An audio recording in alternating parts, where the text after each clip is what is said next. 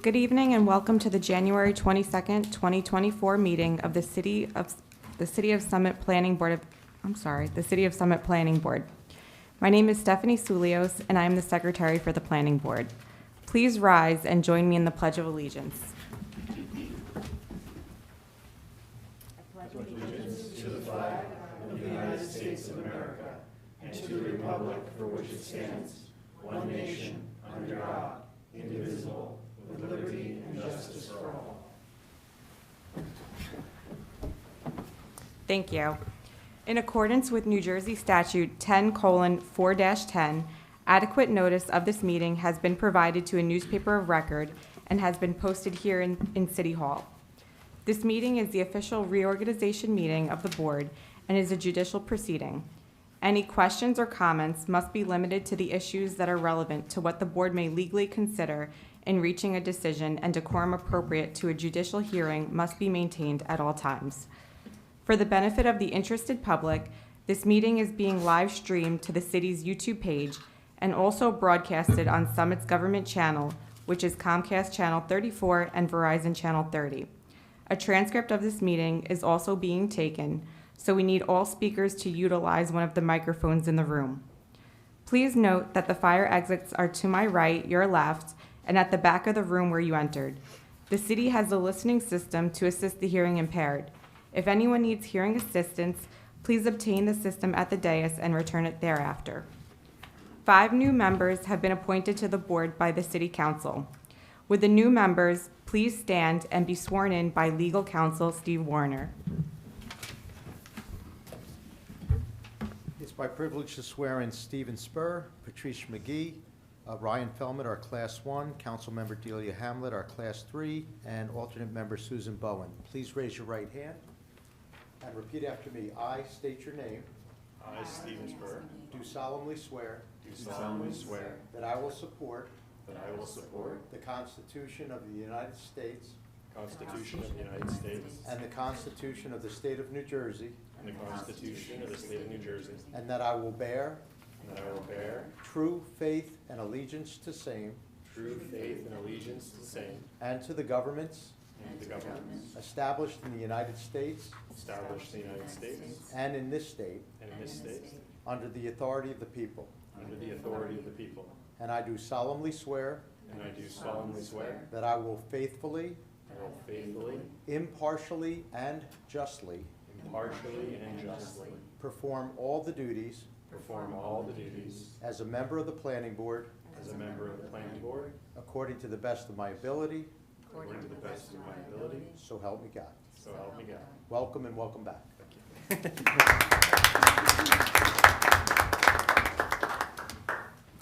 At this time, we will elect the chair of the board for the calendar year 2024. Are there any nominations? Yeah. Seconded. She didn't say it? I thought you said I was barely listening, but it's chair, right? Yeah. Yeah. Mr. Zucker, I would like to nominate Mr. Zucker because he has even temperament. He's a good listener. He has the experience and will run a good meeting. I second that. Okay.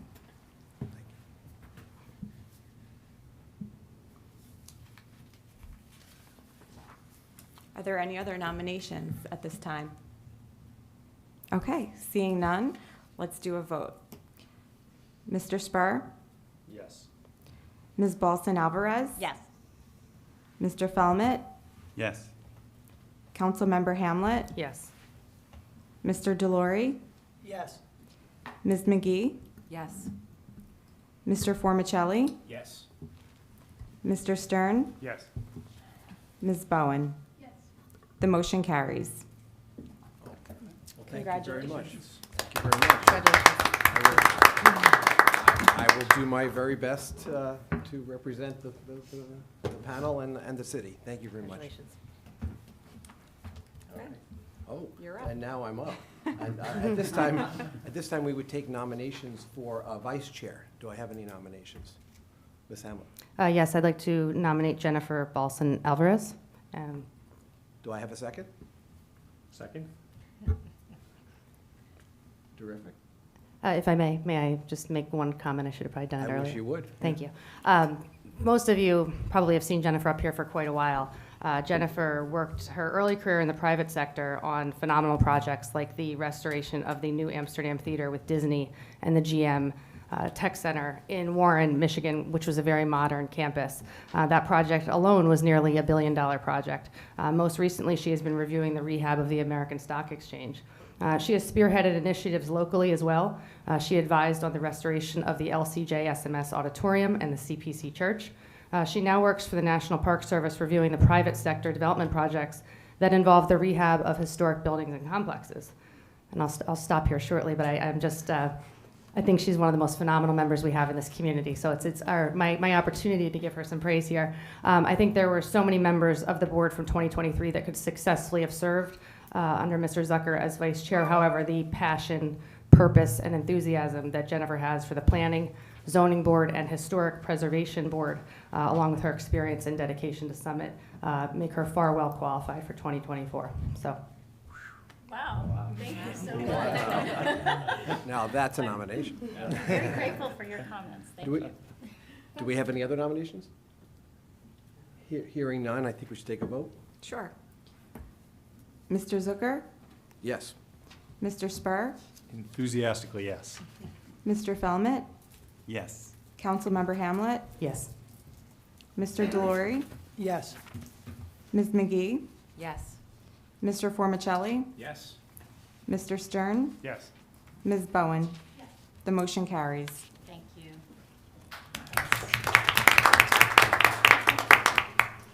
That's actually you next? Okay. And at this time, we have a nomination for board secretary.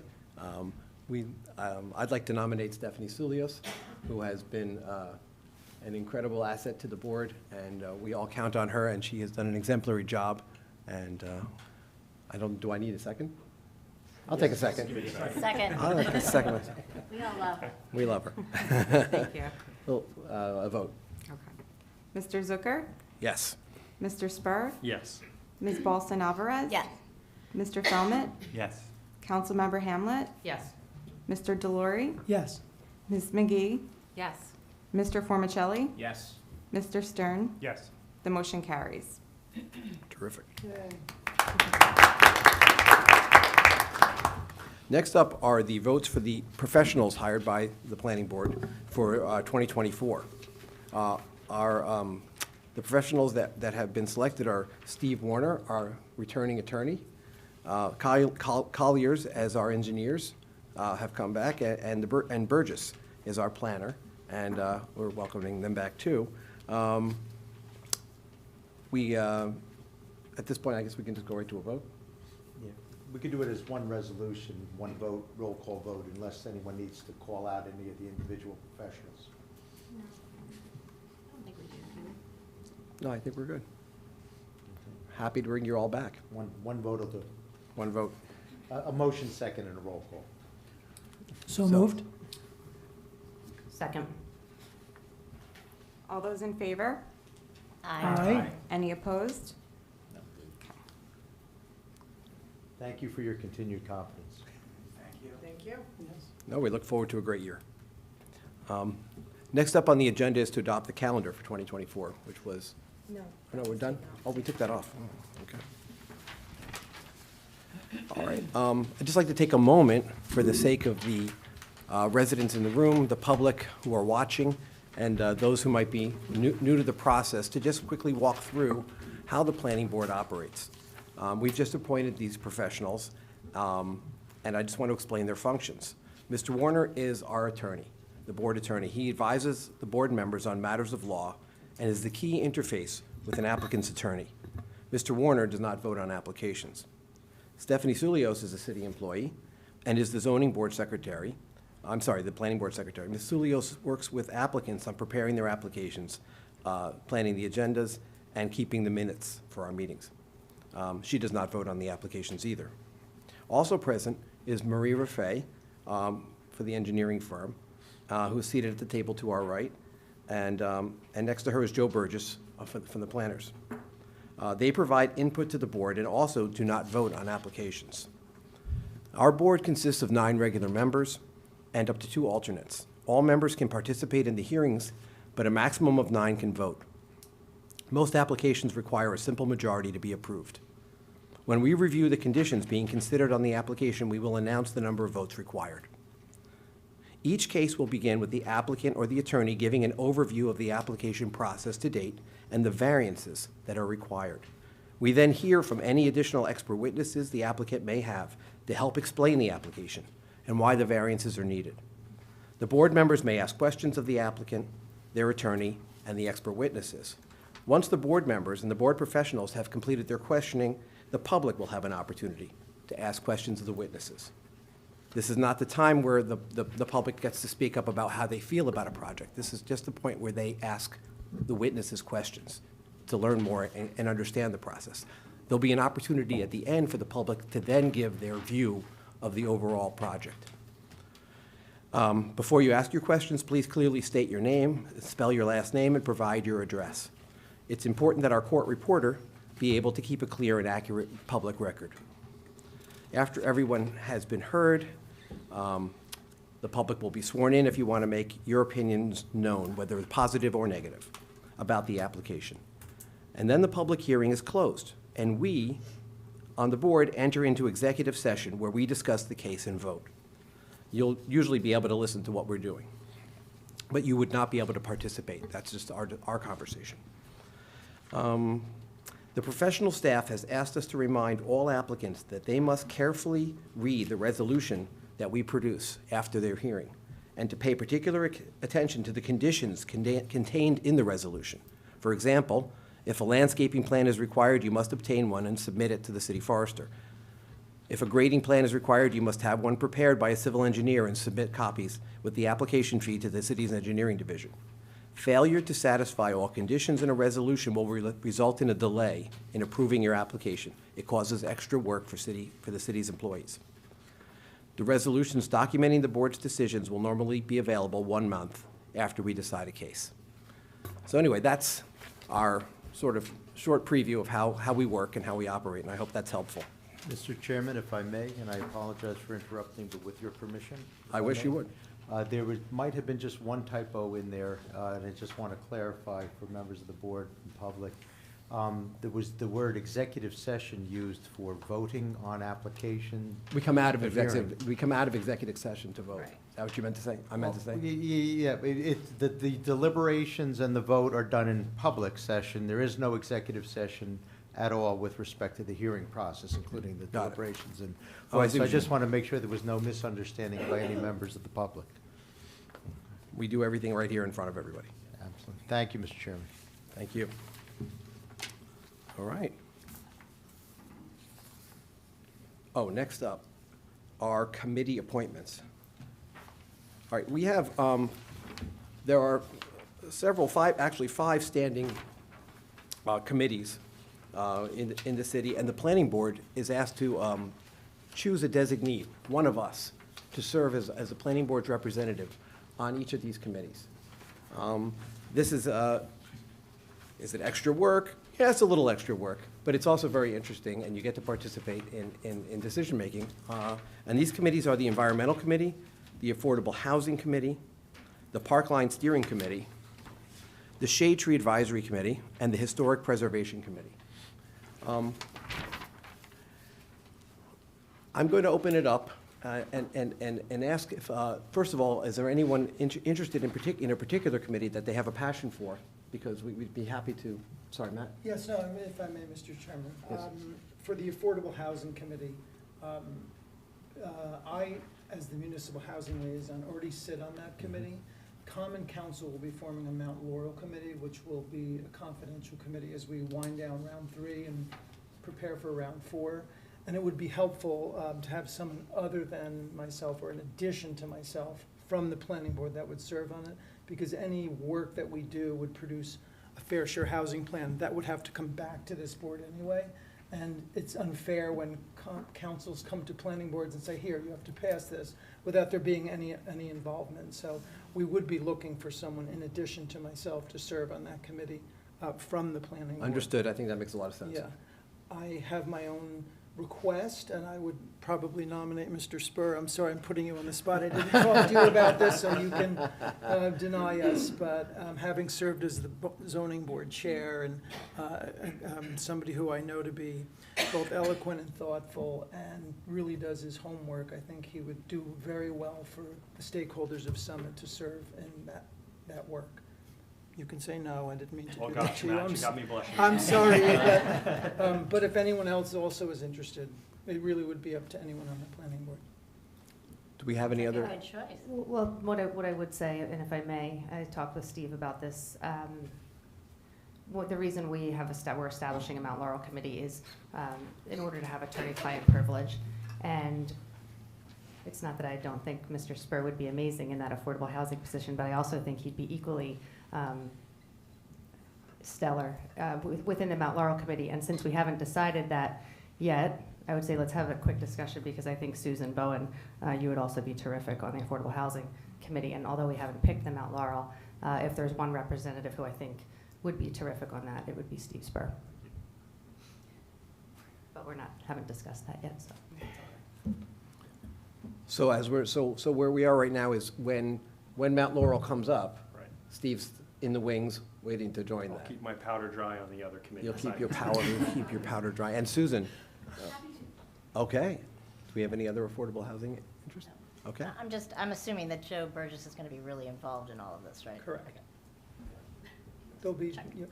Okay, meet Mr. Burgess. But Matt, thank you for bringing that up. I think it's really important for the community to recognize that he was still serving dual roles, so freeing another resident up to help it is really great. Okay. Can I ask about the environmental committee? Do we have anybody who's been itching? Can we have Rick do it, even though he's not here? Absolutely. That's the price of. He's not here to decline, so you got him. And I actually, if we don't have anybody immediately tonight interested, I will actually take it up with Rick after. Yeah. It is after this. passion. Yeah. It is his passion. And he's on it, and he's been doing it, so he could continue. I think, I'm sure he wouldn't mind. Okay, sorry, Rick. We've got Susan. We have Steve in the wings. We have, I'm going to jump over to historic preservation, which I think is very much Remember when I was voluntold from the dais? When you were Anyway, I'm you were happy. volunteered? Yeah. You were volunteered? I'm happy to continue, I'm happy. All right, so Jen Balson Alvarez. Thank you. This is how the sausage is made, folks. By guilting people into volunteering. Shade Tree Advisory, which is something I had served on in the past, and I actually I served on that as enjoyed. well. And So you, I'm that's right. going to just, it's hard for me to give that up, but I'm going to allow someone else to please. Oh, you are giving it up, though. Yep. After all my time on EDAC and that, I think I can give some space to someone else. And just to enlighten folks who might be interested, what did you feel? The time commitment was one meeting a month, Pretty light. pretty light, yeah, and Pretty informal. right, and it's a focus on preserving and encouraging. Yeah, it's a very important initiative. I mean, it really, it shapes the scope of what this town feels like. So I'm being a little humorous, but it's an important. Right, I mean, and they focus on encouraging people to plant certain species that are native, but also just to replant things that are torn down. They create incentives for the public to replant and to plant more trees, shade trees, that give the city its feel and its character. Right, shade and also just environment, locally appropriate species trees too, to make sure that they grow and they. Right. May I ask a quick question? Within the Shade Tree Committee, do you ever discuss projects that have been approved here where we would have to put in, or developer would have to, if they were removing X amount of trees? I mean, I know it's the city forester's role, but is there oversight within Shade Tree? With the planning board, it operates, I mean, there, maybe at some point in the past it has operated more closely, but it seems to be, it's sort of operates somewhat autonomously, but very responsibly. Thank you. I see Ryan nodding his head. I don't know. What about Parkline? Is someone lined up? Is there a Parkline specialist? Is there a up Parkline here? specialist here? Parkline line? Oh, I think we're volunteering for Parkline. Yeah, what's that, is that once a month? No, I think you have to pay for it. So yes, you're. I'll jump on the park Okay. line. Unless someone else wants. That's great. So if we don't have a shade tree taker, I can do it, John. oh, thank you, Paul. No problem. Good man.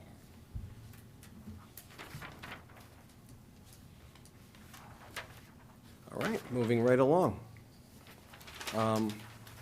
We have resolutions to be adopted for our official newspaper and the rules and regulations of our board. So first, we'll go for the adoption of the official newspaper. There is a resolution designating two newspapers, which shall be the official newspapers. Let's see, the Union County Local Source and the Star Ledger. This is what we traditionally do to provide notice to the public. Can I have a motion? So moved? Seconded? Voice vote? Is that okay? Their resolutions, we'll do a roll We'll do a roll call call? with the Okay. chair's permission. Sure. Okay. Chairman Zucker? Yes. Mr. Spur? Yes. Vice Chair Bolson Alvarez? Yes. Mr. Felmet? Yes. Councilmember Hamlet? Yes. Mr. Delory, Yes. Ms. McGee? Yes. Mr. Formicelli? Yes. Mr. Stern? Yes. The motion carries. Thank you. Next up is the proposed rules that we review and pass every year to guide our own practices and our own procedures.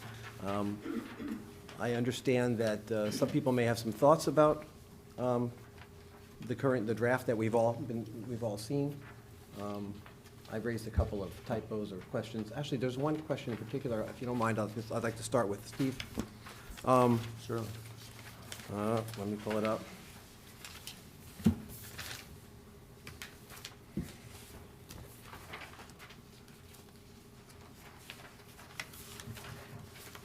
It's a reference to a section 1:1-10, which is the removal of a member. And while we certainly hope we never see this scenario, it says a member of the board may be removed from the office during the term of such office for cause by common council after a public hearing, if such public hearing is explicitly requested by the board member, which sounds like a board member would be requesting a hearing to have themselves removed. It's actually Yeah.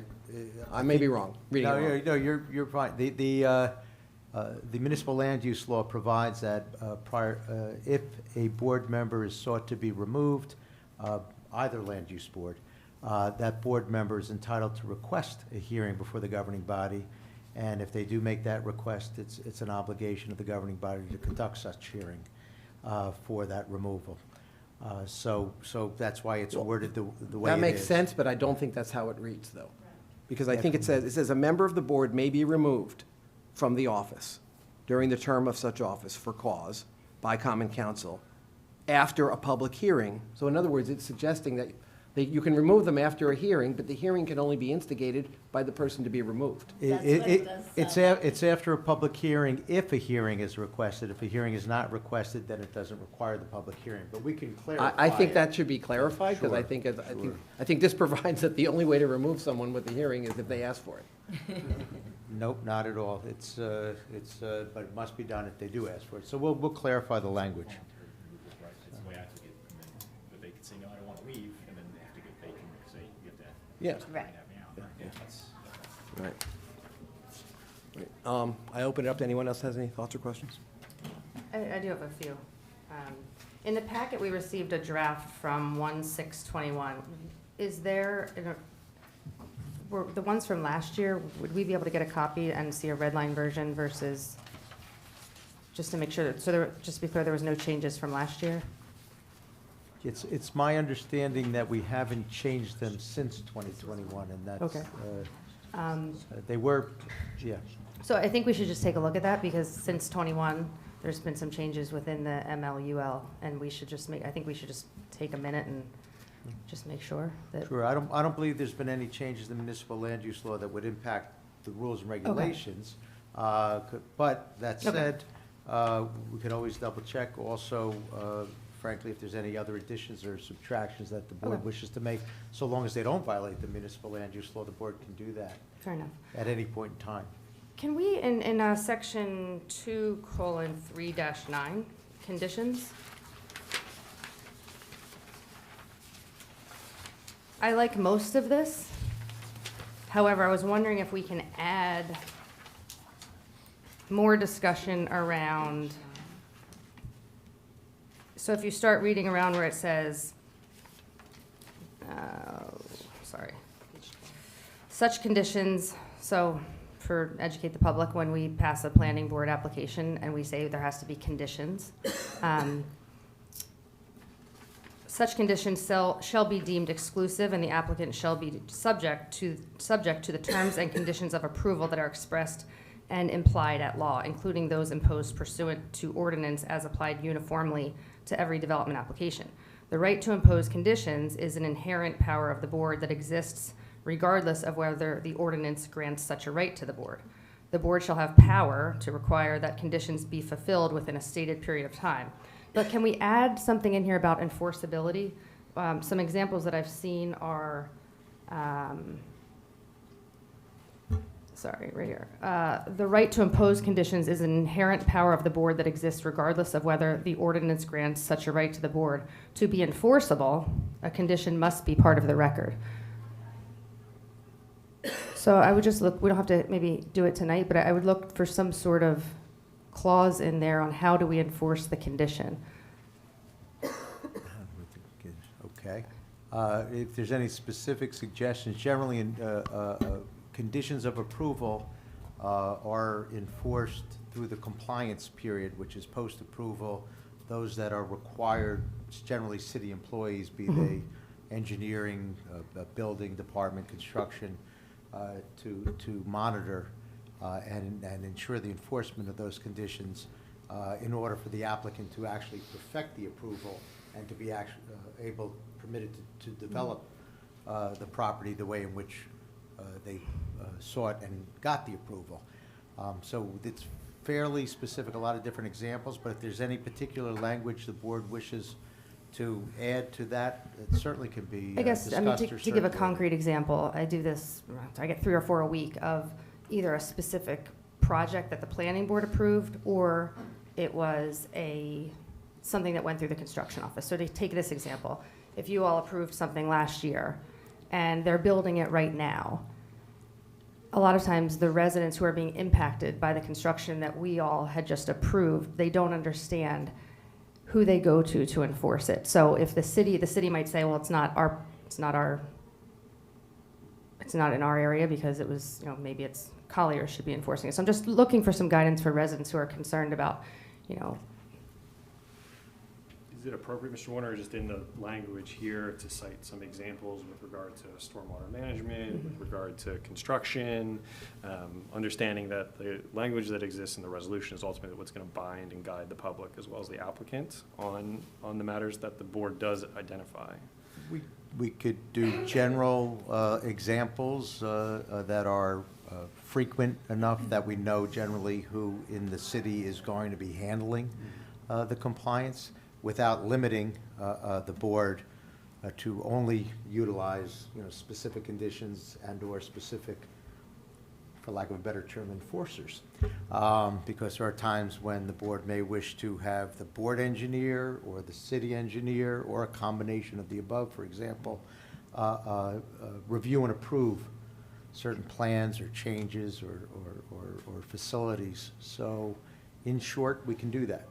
I don't know if you want me to take a initial stab and provide a draft to the board. I would frankly probably communicate with some of our city personnel to make sure we're all on the same page and accurate, but I'm happy to do that. This would be to go into the rules? Or Or just to say as I that this would understand go the into each request. resolution? Yeah, no, the resolution ultimately will govern, and it will be extremely detailed and specific and case specific. Sure. But this I understood to be more by way of an example to help educate the public and assist. To the extent that this document can be utilized as not only a teaching tool, but an informational tool for the public, is how I understood the request. I also think maybe to add to Councilwoman Hamlet's comment is where it says the board shall have the power to require that conditions be fulfilled. The board could say, stop, or we'll say stop again, that requiring somebody to act doesn't really give the board any kind of ability to enforce. It's really just left to the authority that lies within construction or engineering or et cetera. So you'd like something stronger here that the board would have power on, or? Because I get what you're saying. I mean, like, for example, a lot of times construction is somebody puts one nail in a sheetrock once a year. In a sense, from the UCC's perspective, they are maintaining their permit, even though when you're living next door and it's taking 42 years to get something done, that can be very frustrating for people. Or even when there's site work being done, where drainage is being worked on, and again, it's taking a year to do it, and everyone's being flooded out in the interim, I think, is where, as a board, we're the ones telling you can go do it, and then unfortunately, in that action, there are a lot of people that become displaced by those efforts. Yeah. And there's no recourse for us. We can't go back after the approval and say you're not doing it. Yeah, the It's- board doesn't have the authority, we're not the enforcers, Right, we're not the continue enforcer. the bad term, but it is essentially city personnel in a broad sense. But ultimately, there can be a return to the requirement that someone return to the board for further approval or to address, if they're making a change or if they're not meeting a time constraint. We have extensions. We have a request this evening for an extension of time. So there are ways in which it can come back to the board, but the board doesn't have the authority to be proactive and go around and say you're not meeting your But let's say, obligations. are you aware of any, where it says here that they have the power to require that conditions be fulfilled within a stated period of time? Let's say a new house is being put in and they are installing a water management, drainage management system. Does the board have the authority to say that that portion of the work must be done within 6 months of? There's some authority that the board has and some that doesn't, unfortunately. But for example, there are vested rights periods that applicants are entitled to avail themselves of. If it's a site plan approval, final, it's 2 years. If it's preliminary, it's 3 years, where their rights are maintained. But by the same token, where it's reasonable, the board can impose any condition that is reasonable, particularly to the extent that it relates, has a nexus to, or relates to a variation or a site plan exception, that relief that is sought. So we can put time constraints in to an extent. Frankly, I can't go through every example, but I'll be here when we do it each time. And if the board ever exceeded its authority, I'd chime in. Okay. And as long as the board doesn't exceed its authority, the board has the discretion But is there to also put a those way conditions to in. maybe put some guidance for residents to know who they can contact if they have an issue with a specific part of the resolution? Well, So again, it if would- it's drainage, Yeah. here's who, and maybe it's not, it's holistically for any resolution. Drainage, you contact this person. Construction, you contact this person. So that the public knows when they read the resolution, if they have an issue with a part of it, because they think it may not be followed, they know exactly who to call. We can definitely participate in, when the resolution is written, figuring out where and whom within the city would be the person. There's that, or it may, and this is a policy decision for the board to make the request and for the city to attend to, but maybe it makes sense, I throw it out there, to have sort of a one-page, or maybe it's more than a page, hopefully not too many pages, and it can be attached to every resolution, drainage, that you can come here, architectural come here, what have you, building, whatever the items are in a general sense. Because it wouldn't change. I'm going to use the term for a third time, shame on me. The enforcers are the personnel at the city, so it would be uniform. It would be the same for all applications, all resolutions of approval. And it should be noted that the city's authority lies in the laws that have been passed that set fines and those kinds of things. Exactly. Yep. We have the MLUL, all other applicable codes and provisions, regulations, laws, and our own ordinances authorize us, when I say us, as a city, to do these things. Except for, and for the public's sake, UCC, which is a state operation to which they have an office in Summit. City employs the UCC professionals, but they're guided by their own set of rules and times and fines and such. Mhm. But I think we can certainly, I'd like to see such a sheet, and I'm Yeah. sure we can attach it to I've every made a note- resolution. I've made a note of that. Another comment, it sort of ties in with that, and I asked Mr. Warner this question today, but it's my understanding that there is not prohibition on land use boards for allowing public comments for anything that is not on the agenda. And where I'm going with this is, would you say that you've worked with other planning boards who have allowed public comments for things that are not on the agenda related to planning projects? And the reason why I think that sometimes that matters is because would it be better for them to come to a council meeting or a planning meeting? Because at a council meeting, I'm going to be calling you the next day, or you the next day, or you the next day. But if we allow for some public comments and we put it on the record that they're really having a problem with something that was approved, would it hold our government accountable and hold us accountable? And so it's just for some discussion. I'm not married to it, but I think it's an interesting conversation whether or not you allow the public to make comments. And obviously not on something that is at a hearing. Right, yeah, no, there's no prohibition. I believe governing bodies have to have such a comment period, but there's no prohibition against a land use board having such a comment period for public comments. Again, as you stated, matters not related to the agenda, and in particular, the board can't discuss outside of a properly noticed hearing on an application for development, cannot discuss that application. So for example, if there's a case on, an application hearing on one evening, and the next 2 weeks later or a month later, it's not on the next meeting, people can't discuss, and it's still pending, people can't discuss it, because that has to be done only when we have the proper MLUL notice for that particular hearing, that particular night.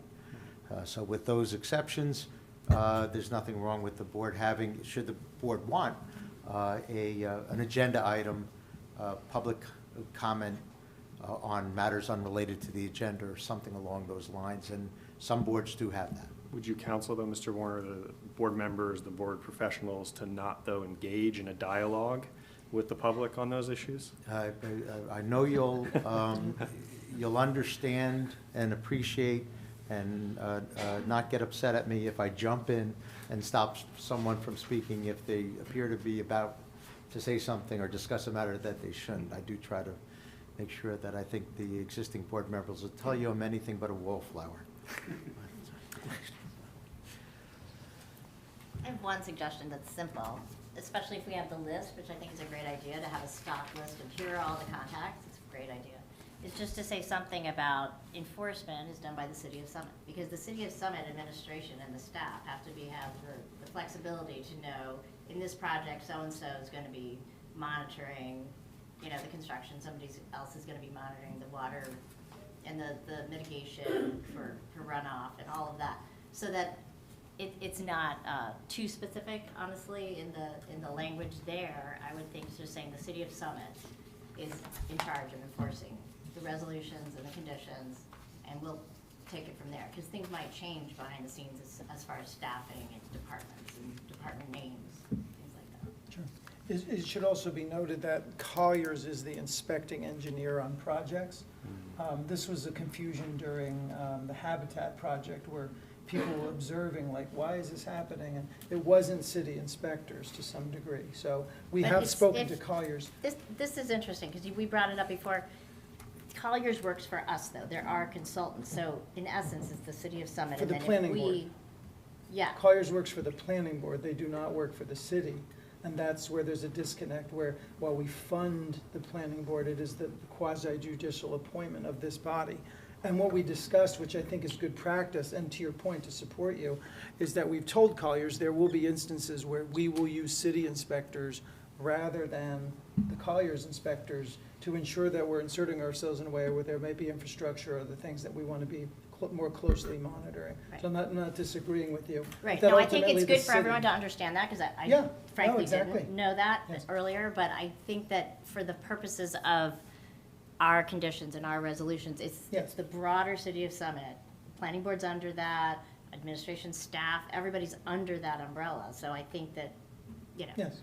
that's what the law or the rules should. And address. Mr. Warner and I talked about this a little bit today, and I said some of the things that I'm seeing as a council person is that in our resolution, we state that the project, so correct me if I'm wrong, can be, did you say inspected today and/or? So by the city engineer or our planning board engineer, Well, correct? It could be either way. I mean, It could be and/or. So, and I think if we take out, I think it has to be very specific, and for that exact reason, we need to identify in the conditions who's going to be inspecting that.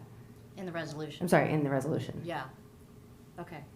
As long as the Interesting, board yeah. can Well, make obviously, that there's distinction, been a we'll problem. we'll Right. put the specific. It might be a longer conversation. I'm not sure we're gonna, I'm not sure we're It's hard gonna. to do, because it's, those issues are not often a binary on-off, yes, no, black and white answer, so it's probably the discretion of the city to say, based on the scope of whatever it is. Or how it they could wanna be, handle the that. default is Colliers.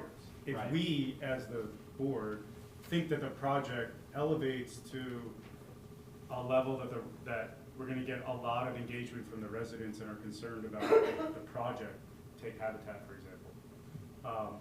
We can say, well, in this case, we want Colliers and the city, or just the city, right? I think it should be upon us to make that distinction, but the default should probably be Colliers to avoid any confusion. And then, and to your point, Paul, unless stipulated specifically by Right. the board where a Right. project comes before that the board feels that there should be and/or, et cetera. That makes sense. But ultimately, the city's responsible, right? So I'm just, you know, I'm of two minds on Yes. this, you It's know? unlikely So- too that the public's gonna interact directly with a Collier's engineer. It's probably gonna interface through Correct. DCS, Yeah. which is You more. probably want that too, for Right. just greater control and. And awareness as well, Awareness of the absolutely. project. Yep, that's right. And yes, I agree with you, Jennifer. I like the idea of having the list. It's awesome. I'm sure Stephanie has this written on a Post-it note in front of her computer. She takes these calls all day long, It's right? really, really Yeah. smart, yeah. That'll be helpful to a lot of people. And I'm pleased that Class 2 Board Member Deloria has agreed to take the rowing oar with the initial list. Yeah, no, I think, I'm all for that. I mean, you have to provide people information and tools to be able to help themselves and to put them in contact with the right people, I mean, especially look, the more when we things can be don't go well. transparent with the public, the better. Right, and if they know who they can contact, if there's an issue, there's no, hiding the peanut, so to speak. And chances are they're already frustrated with the situation, and government can be very bureaucratic and difficult, so giving them a quick access to who they need to speak to can be of great service. I have a quick question. If, in that case, if they contacted someone in the city staff, would that then be made available to the public, so then their neighbors would know? Is there like a record keeping of who's falling out of line in terms of conditions that can then be made public? Does it ever Because does anything this get is all about posted making back things, on yeah. on the website with all of the, reports and amendments and opinions, and does anything beyond the resolution ever make its way onto the website and the portal that has all the information about the project? Well, now you're talking post-approval, Yeah. and it's, for the most part, out of the board's hands, but Yeah. that's a good question I mean, for Matt. I would say that while we have discussed maintaining prior applications of the board, Councilwoman Hammer brought up a good point about people being able to access something that had happened. Although everyone is able to open a document, those records are public, but certainly without having to contact the city, you would be able to go on and see an application that took place, which is really good. I don't think we have the person power to maintain updates on multiple approved projects. But like, On if, top for of- example, Colliers performs a inspection 3 months after we've approved it, and they're inspecting the drainage, right? Does a report get Yes. uploaded to the portal? Well, it's generated by Colliers Right. to the city, so that city engineering staff can review it and But then those does kinds it of make its things. way onto the project site? There is no project site. Because like right now, you can go on for Park view, right? You can go on and there, all Yes. this material is on, it Yes. never makes its way to that, Yeah. beyond. That's the just, rest of that's It'd be an just, that's just SDL. our application. No, I think what he's saying is in the zoning board or planning board, there are projects. They Yeah. have the application, the comments. He's saying take reports that the engineering firm might produce and place them there. So if you wanted to, any documents that are generated or records or reports on that, you could follow along with and see that they are meeting satisfactorily or not based on their You observations. can see an SDL in what's that stand for, Matt? Spatial Data Logic is the permitting software, but Colliers will produce sometimes detailed reports that go through the various conditions that they observe on the site. Those you will not find in SDL. I think what Mr. Stern is recommending is that be created into a PDF, and then that existing application, even though it passes its appeal period, which is typically when we take them down, to then go into a repository where you could see past applications, and then you would see subsequent reports by the various professionals until it would get a CO or it would come to final conclusion. And somebody would have to manage that. Well, yeah, that would have to be added. So Perhaps we I'm can- definitely gonna bring that back to my leadership and see how and what they wanna do it. But I think it's very useful. I happen to feel that the more information you give people, the amount of calls you reduce Well, I and was gonna increase say, to give if- people If information. someone's concerned about something that someone else was already raised an issue. Yeah, with, no, and there's exactly. A report that was commissioned in order to rectify or hear the problem, you could solve an irate phone call from someone else. Yes, Right. you will generate 20 more calls from the report, so it is a bit of a balancing act. But I do certainly appreciate the more information people have. Sometimes that will definitely reduce or keep people informed, which is very important. So I'm Where do definitely those going to take reports that live back. now? In the permitting file? Like, I'm sure that then it turns into a permit file with all the permits for a project. So Well- I would think it would live there, but where does Well, it live?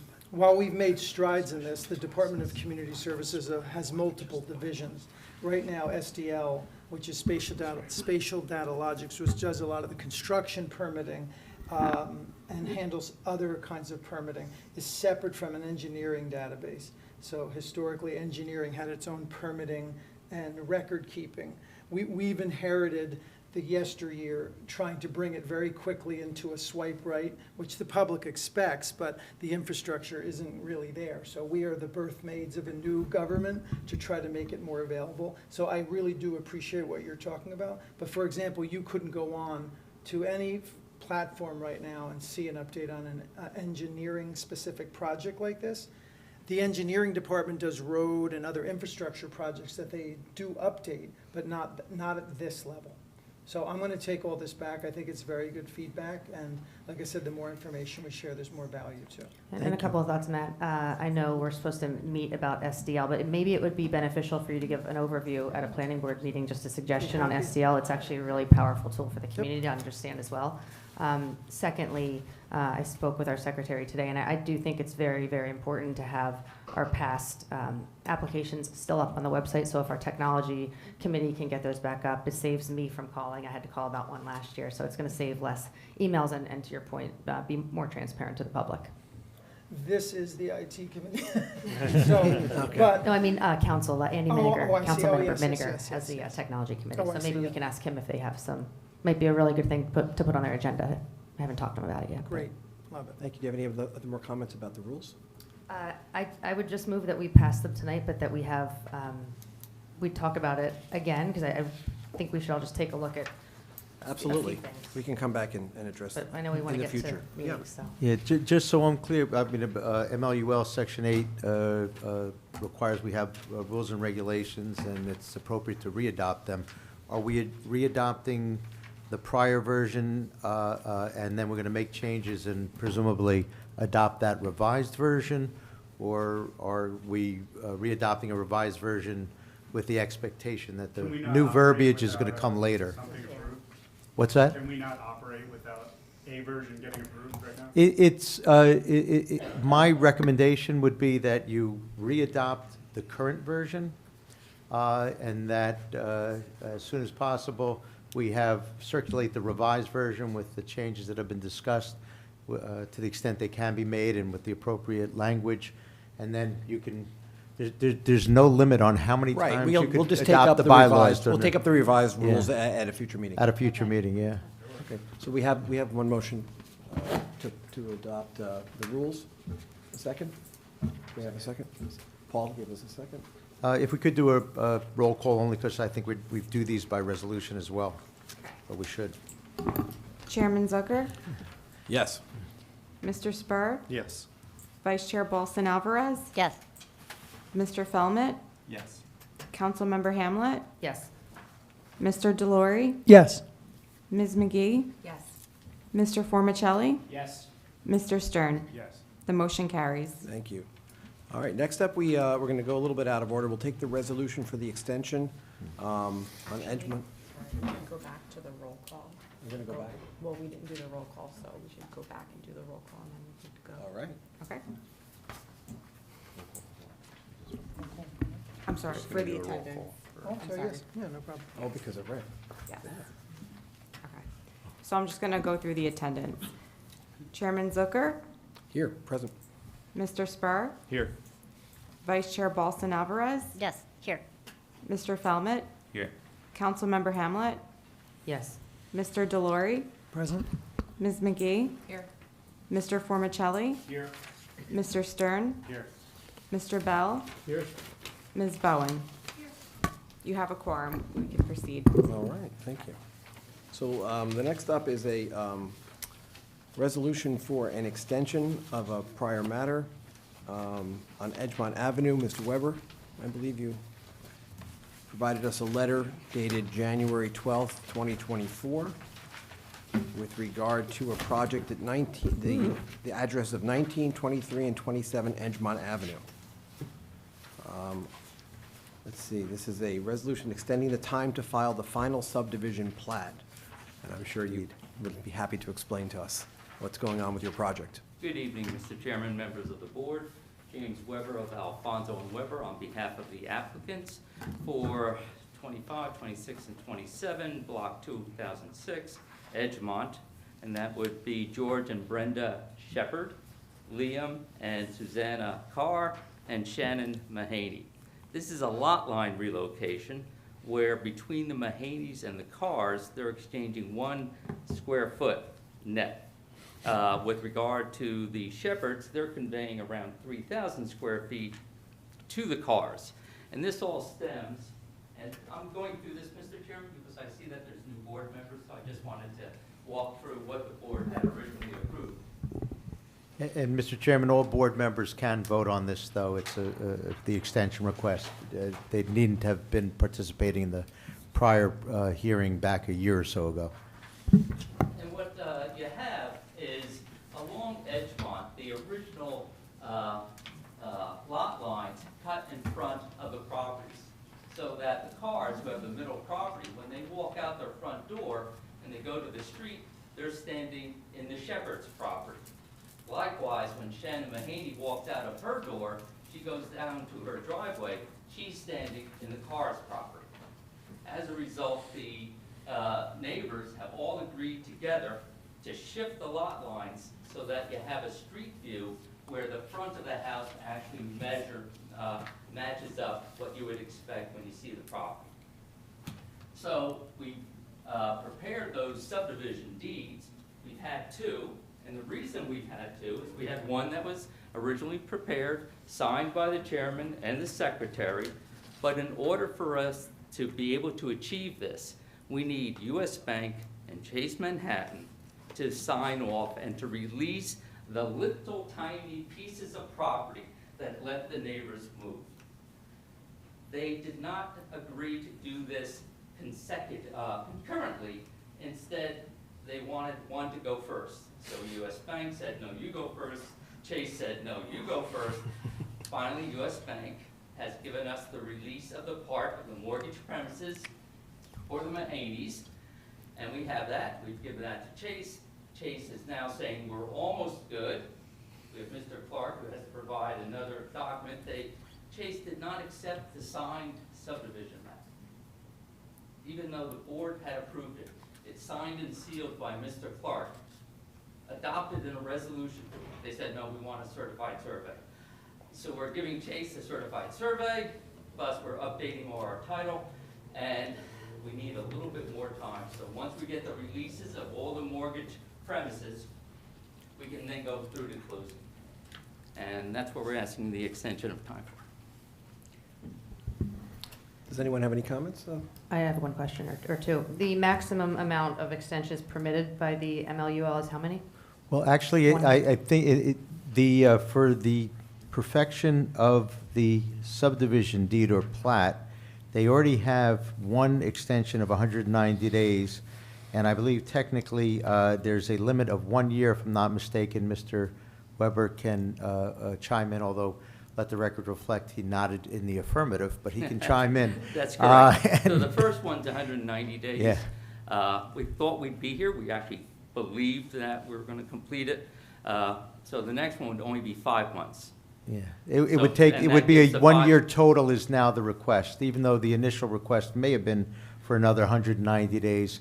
The advice, and I think the stipulation from the applicant or amendment of the request is to take it to, where would that be, July 7, 2024? Is that the 1 year? I'm relying on your associate as to the time. So the total Yeah, amount yeah. is, 1 1 year. year extension. but in the law, so I understand that in the Mhm. law, the maximum amount is to 190 or no? No, So it's no, just no. 1 1 year. year. Okay, 1 We year is thought the we would do maximum, it. yeah, got it. Okay, Yeah. I'm clear. Yeah. I thought we'd be done by now. yeah. So that is in essence what they're requesting, the 1 year minus 190 days, roughly 5 months. And I'm not even doing the math yet, but hopefully it's about 5 months. I'm taking Mr. Weber on his word there. The standard, as the board knows, having granted one extension previously, is that the developer is barred or prevented directly or indirectly from filing because it delays essentially outside of their control, yet nevertheless, they're promptly and diligently pursuing the required approvals. You have the letter, you heard the representations made by counsel on behalf of the applicants, seeking to have a little more time to file the subdivision deeds. And that's what's before the board now. It's a majority for passage, as is virtually everything the board does as a planning board, so So 5 out of 9. So let this be a lesson to anybody who wants to do something rational, and we say yes, the bank may say no. Or take its time, I guess. But, Could I get a motion? oh, by the way, we did circulate, I apologize, a resolution for the board in the event it was to be granted. And if it wasn't going to be granted, the resolution would have been modified accordingly. I do, though, want to point out that I will modify it, and the board can vote on it now, because we did not have the paragraph with respect to the 1 year in there. And we would add the paragraph, whereas pursuant to NJSA 40:55D-47G and Section 35-5.17F2 of the ordinance, the board is restrained from granting an extension of minor subdivision approval for a period exceeding 1 year from what would otherwise be the expiration date of such approval. And then the very last now therefore clause, instead of saying it would be another 190 days and having that date, it would read with said extension to expire on July 7, 2024, because that would be 1 year 1 year. post the original approval. So the board can still adopt the resolution, should it wish to grant the extension with those revisions, and we'll get the revised version to Stephanie tomorrow morning, as she knows, because we always do. All right, can I hear a motion for passage of this resolution with Mr. Warner's amendments? So moved? Second? Second. Chairman Zucker, Yes. Mr. Spur, Yes. Vice Chair Balston Alvarez, Yes. Mr. Felmet, Yes. Councilmember Hamlet, Yes. Mr. Delory, Yes. Ms. McGee, Yes. Mr. Formicelli, Yes. Mr. Stern. Yes. The motion carries. Thank you. Good night. Good night. Rudy, you doing okay? Yes. All right, good. Well, then, we can, next up is a public hearing on 2 Parkview Terrace. If the applicant would step forward.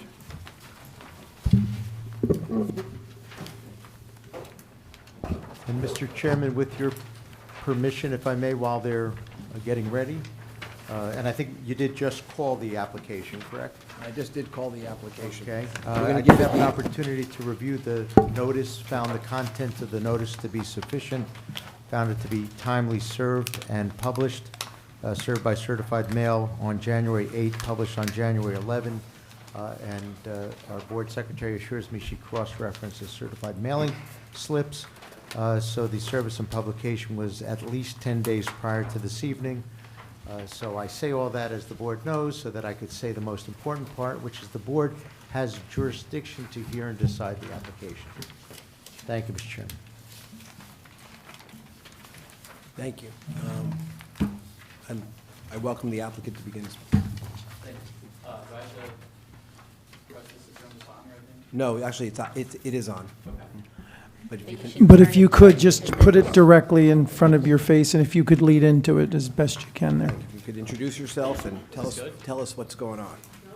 Probably not. You have to get right up on it as I'm demonstrating to you, sir. Oh, okay. Yeah, Right here? if you want to just bring it all the way forward and get it as close, it's embarrassing, but yes, get it right up Oh, there. and He's a lawyer. Okay. Good evening, Mr. Chairman and members of the Planning Board. My name is John Inguajato of Dempsey & Sheehan, attorney for the applicants, Michael and Susan Ballo, who are the present owners of the subject property.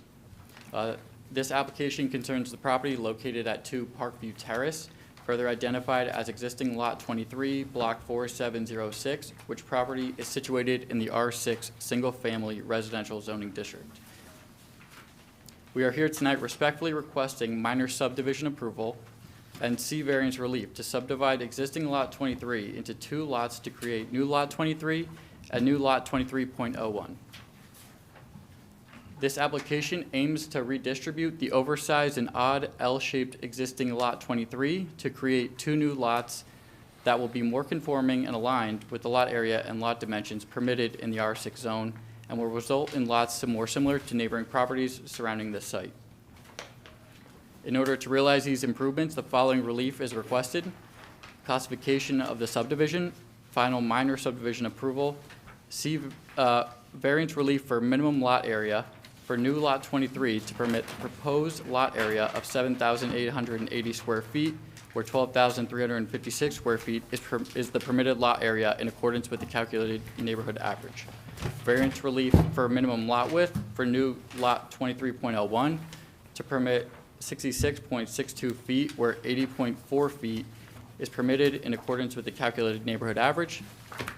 Variance relief for minimum total side yard for new Lot 23 to permit the proposed total side yard of 31.8%, where 33% is permitted.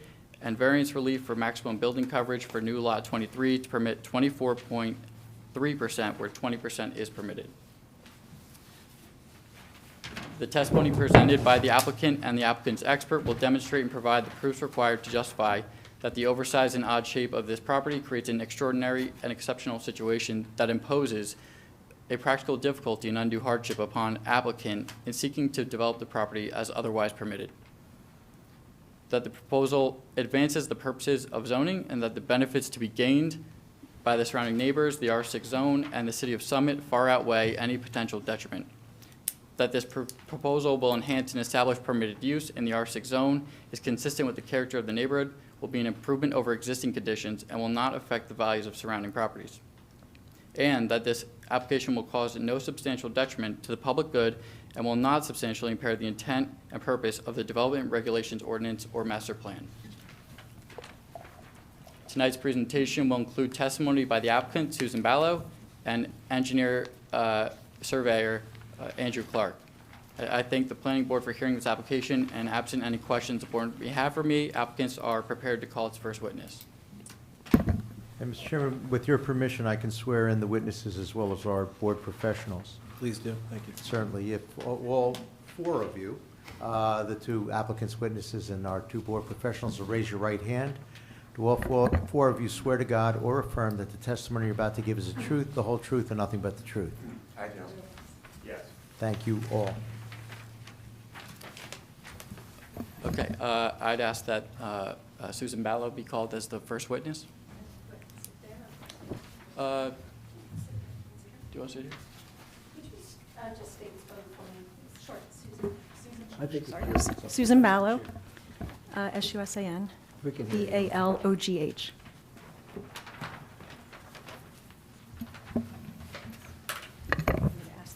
Yeah. Okay. Please tell the board the name of the current property owner of 2 Parkview Terrace, the property that is the subject of this application. Sure, so myself, Susan and Mike Balogh, and we live at 2 Parkview Terrace. And how long has the property been under your ownership? We bought the property late 2017, and we moved in early 2018. We actually moved to Summit back in 1997, so we've been in town for quite a long time. I'm sorry, can you wait 1 minute? There might be a problem with the mic. If you want to use the handheld mic, sir, to your right. And then this way, ma'am, if you want to move that microphone as close to you as possible. Sorry about that. No, it's okay. Did you get any of that, or? Okay, okay, so, No, this is for You can use the Oh, I handheld see. yourself, sir, yeah, this way. You're welcome. so like I mentioned, just for a little bit of background, so we've been in town since 1997, in the Memorial Field area, which we really love. Actually, our kids went to Brayton and to Lawton. Yeah, I guess that's it, but we've been in Parkview for the last, since 2018. And can you please describe the existing conditions of the property? Yeah, so Parkview is a Tudor-style house. It's 2 stories with the attached garage. The inside, and it's like a stucco exterior. The inside's, I guess I would call it Tudor as well. It's got a really nice stone fireplace, beams on the ceilings, you know, nice like built-ins, beautiful wood floors, so quite charming. So, I mean, I love the house. We have no intentions of doing anything with the house, the existing house. You know, we love it, and that was part of why we bought it, actually. And can you describe maybe existing conditions with the property that are the cause for you seeking this subdivision? Yeah, so the house, I apologize. The house, so it sits on a corner lot on the corner of Larned and Parkview, and then it's like kind of an L, almost like a U, actually, if you really think about it, but it's an L-shaped property, and so the part that goes back behind up towards Mountain Avenue is what we're looking to subdivide, so we can, you know, utilize. It's really kind of not utilized. So we just think we could better utilize that property if we do subdivide it at some point, although we have no intentions of, in any near term, of building anything on it, but it's just more of just getting it subdivided so that we could at some point use that land. And can you please describe what is being proposed to the board with this application? We didn't talk about that. The subdivision? Yeah. Yes, so basically, I guess it's what everyone's calling a minor subdivision, so that we create a separate lot that can be a building lot for a single-family home, as opposed to today where it's just kind of a large piece of property that sits on the side towards the back of the property that we're really not utilizing. Do you need more than that, or? No, that's great. Okay. And did you engage experts to assist you with this subdivision project? Yes. So we've been working with Andrew Clark from ABC Surveys to assist in inspecting the site and to put together the subdivision plan. Thank you. And did you have an opportunity to review the reports of the board's professionals? Yes. Okay. You need a comment on that? I figured we'd do that as we go along, right? Oh, that I find them, yeah, I read through all the comments, understand them, and find them acceptable. I have no more questions for the witness, if the board has any questions. So I drove by this weekend. There's a tractor in the backyard. Has any work been done, ongoing? It's odd to see a tractor. Yeah, no, that was actually it was there, but we had been using that for the property 105 Larned, which we own, but also we just had put some wood chips down just to keep the weeds and keep the property, like, so it's just an open piece of property to keep that looking nice, and so it's just there for the moment. Yeah, no, there's no work being done on the property, no.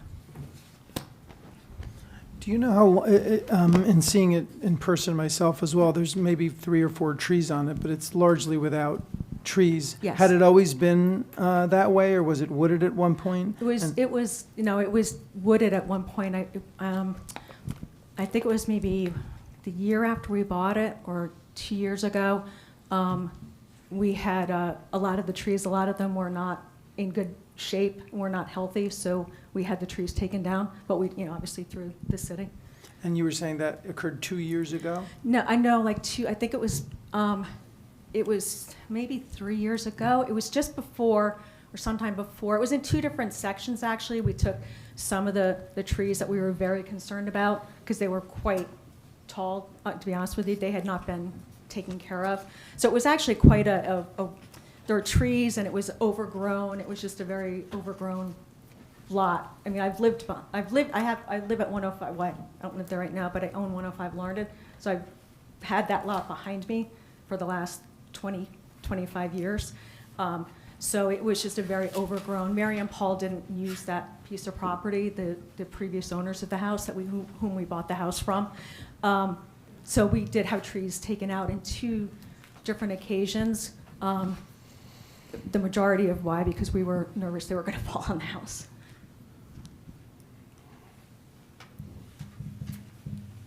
So you live at the Tudor now? Yes, I do.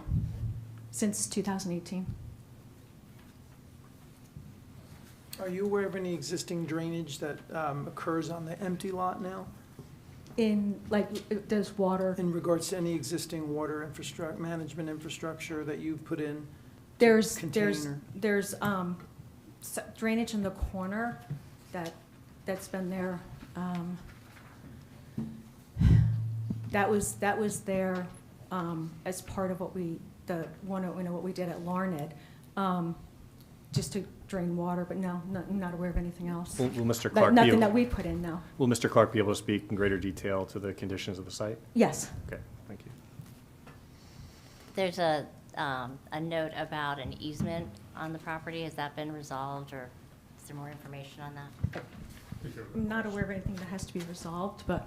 Yeah, I think Mr. Clark's testimony, he'll be able to touch on that. I'm sorry, can you speak a Oh, little I'm sorry, louder one of into the the mic? questions. We can't hear you. Oh, I mean, Mr. Clark will be folks able to touch on that a little more, in a little more detail during his testimony. And has there been any, I mean, you say you don't intend to Yeah. do anything in the near term. I mean, has there been any thought around would you engage someone to build something? Would you sell it? I mean, I think for me personally, one question that comes to mind is, right, the minor subdivision is pretty easy, right? Yeah. But asking us to approve that without knowing what could go on that piece of land, right? Because it's one thing if it's you owning both pieces of land, you're obviously gonna do what is best for both. Right. If you are only the owner of the Tudor and you sell that piece of land, then they're then gonna go to the zoning board, potentially ask for variances that we're not really aware of. And we're being asked to make a decision here somewhat in a vacuum, because we don't know the size of the house is gonna be, how it's gonna impact all of the neighbors, how the drainage is gonna be. I mean, we're all aware that, when you build something, issues get created. Right. So, without having a potential site plan or knowing what something could look like, it's a little difficult to understand what the neighborhood could look like. And, right, our job is to ensure that the neighborhood is consistent. Yeah. And that the residents aren't gonna be issues. So Yeah. if there's any insight around what you could build or. Well, I don't intend personally, no, I don't intend to build anything in the near term there. Like I mentioned, I own 105 Larned. That's ultimately where what we're slowly renovating that home, and so that is my intention is to live there, and at that point, either rent or sell Parkview. That's down the future, but no, it's not my intention personally right now to build anything on that property. But in order for me to, you know, if, for me, to move in, you know, back into Larned to sell Parkview, then to have that property usable, that's, you know, what I need to do. I can't really sell the, well, obviously, I'm not gonna sell I wouldn't sell the property before doing the subdivision, so, Is that a question for to make it you know, and that property to be usable. Is that a question for Mr. Burgess? I mean, we saw a building envelope, which was a start. Is that something that you as the planner would project to offer some, given the context of the neighborhood, some potential future construction? Right, And we could then extrapolate engineering implications and what have you. Yeah, there's a number of issues that you're raising, because someone is entitled to subdivide the property without necessarily having building plans. However, in this particular instance, there is relief that's being requested for the lot size, so you have some control over it. And in our memo, we had raised a couple of questions about the proximity of the building envelope to a sewer easement, whether it's a sewer easement, there's a sewer line that runs along the proposed subdivision line. And I think when Mr.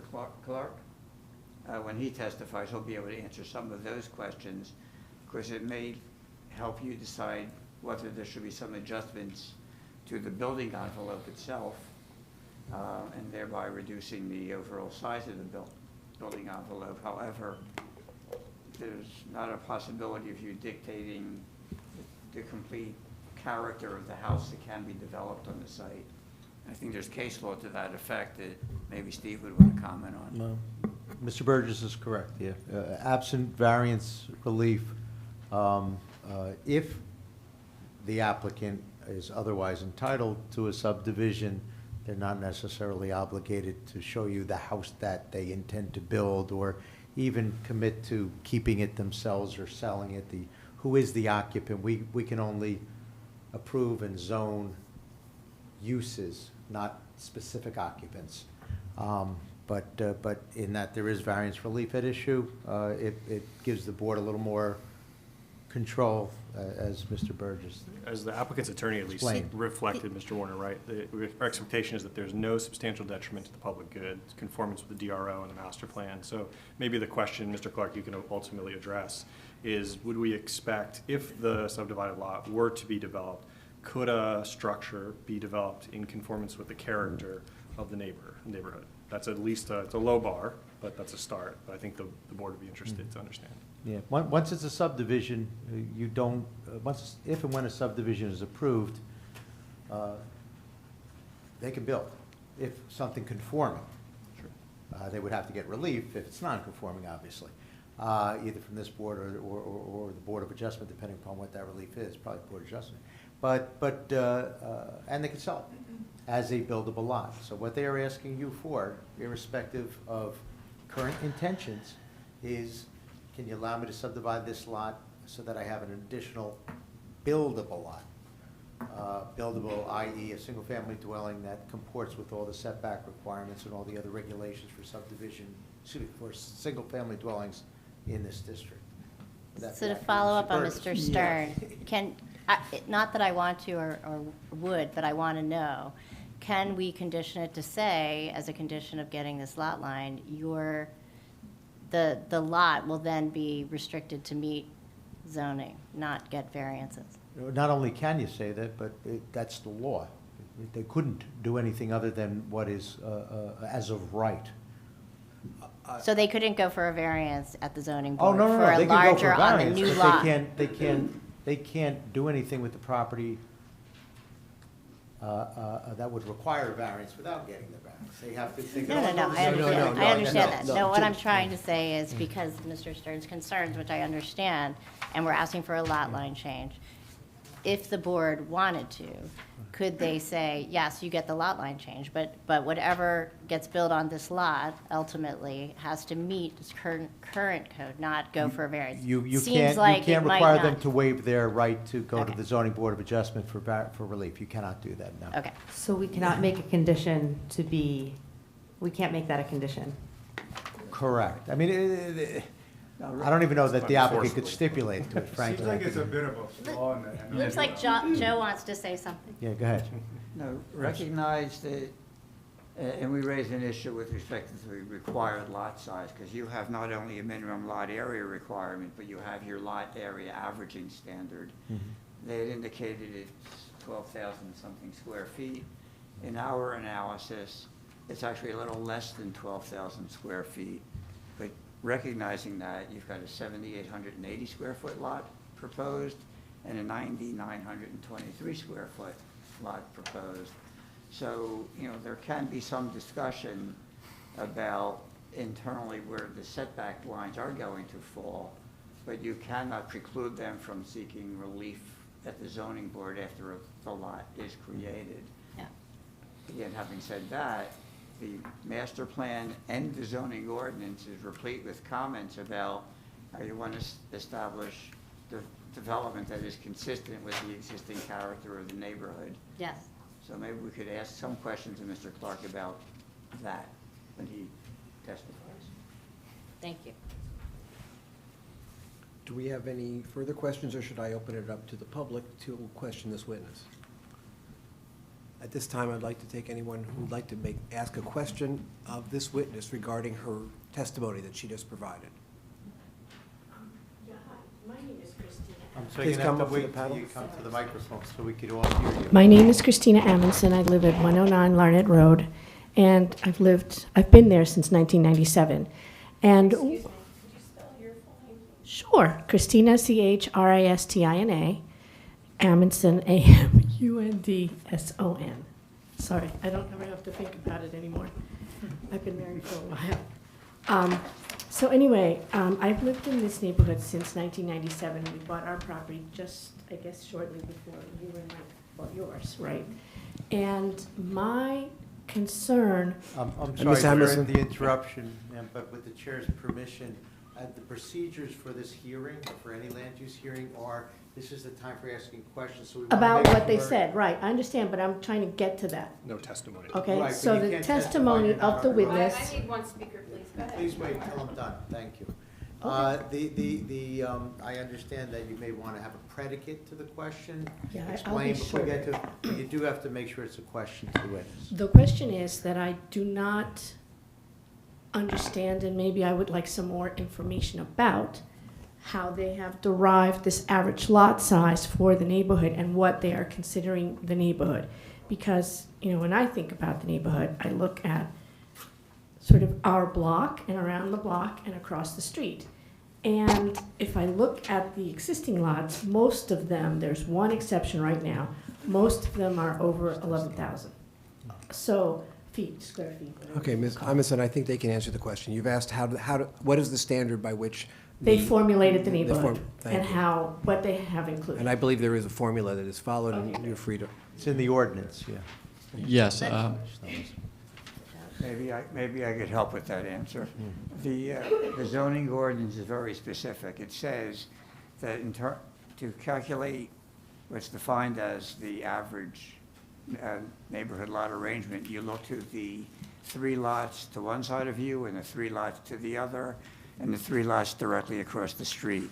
You look at those 9 lots, and then you make your calculation. And in the case where there's a park across the street, so you have to use different lots because there's nothing. in It's front of you? residential lots, excuse me, because I know there's the park across the street. Right, well, so. Whereas it's residential lots, so it's the 3 lots on, where's my north arrow, to the west along Parkview. It's the 3 lots immediately to the south along Larned, and then the 3 lots directly across the street, across Larned as well. Those 9 lots were looked at to make that determination. And that's how you made the determination. Does that answer your Yes. question? And also, I would add, the zoning officers did a nice job of including section of the DRO 9.6E, which is exactly the formula for how neighborhood area calculation works. Okay, so if I go back to my neighborhood then, and we're looking at this particular house, the lot for this house is 18,000 or so now. The 3 houses next to it on Parkview are an average of 9,400, maybe 9,500 square feet. And then all of the houses on Larned going down the street on the other side are over 11,000. Most of them are 15,000. So again, I don't understand how the number got calculated, except for the park. I have no idea how you deal with the park. You don't. You don't deal with the park at all. You just go up the street, which I'm includes. sorry, Joe, can you It speak only into the mic? includes residential lots. Okay. Okay, they're roughly similar to what we have calculated, but the average, So you take these three I'm houses. sorry, you Excuse me. Mr. Chairman? This is a hearing, and none of this is being recorded, so we have to make sure everybody speaks into the mic, ask the appropriate questions. Right. If someone's I'm testifying. trying to identify the please let me particular. finish. I need one speaker. Go ahead, Mr. Ma'am, please let me finish. We're trying to make sure that the hearing happens properly so that the board Got it. can hear the case and decide it. Mr. Chairman, if you wish, and only if you wish, you have the discretion to allow me to swear Ms. Almonson in, and then that way, if she testifies a bit in the context of asking questions, at least it has the weight of testimony. Well, since she's brought evidence of her own calculations, I will allow it.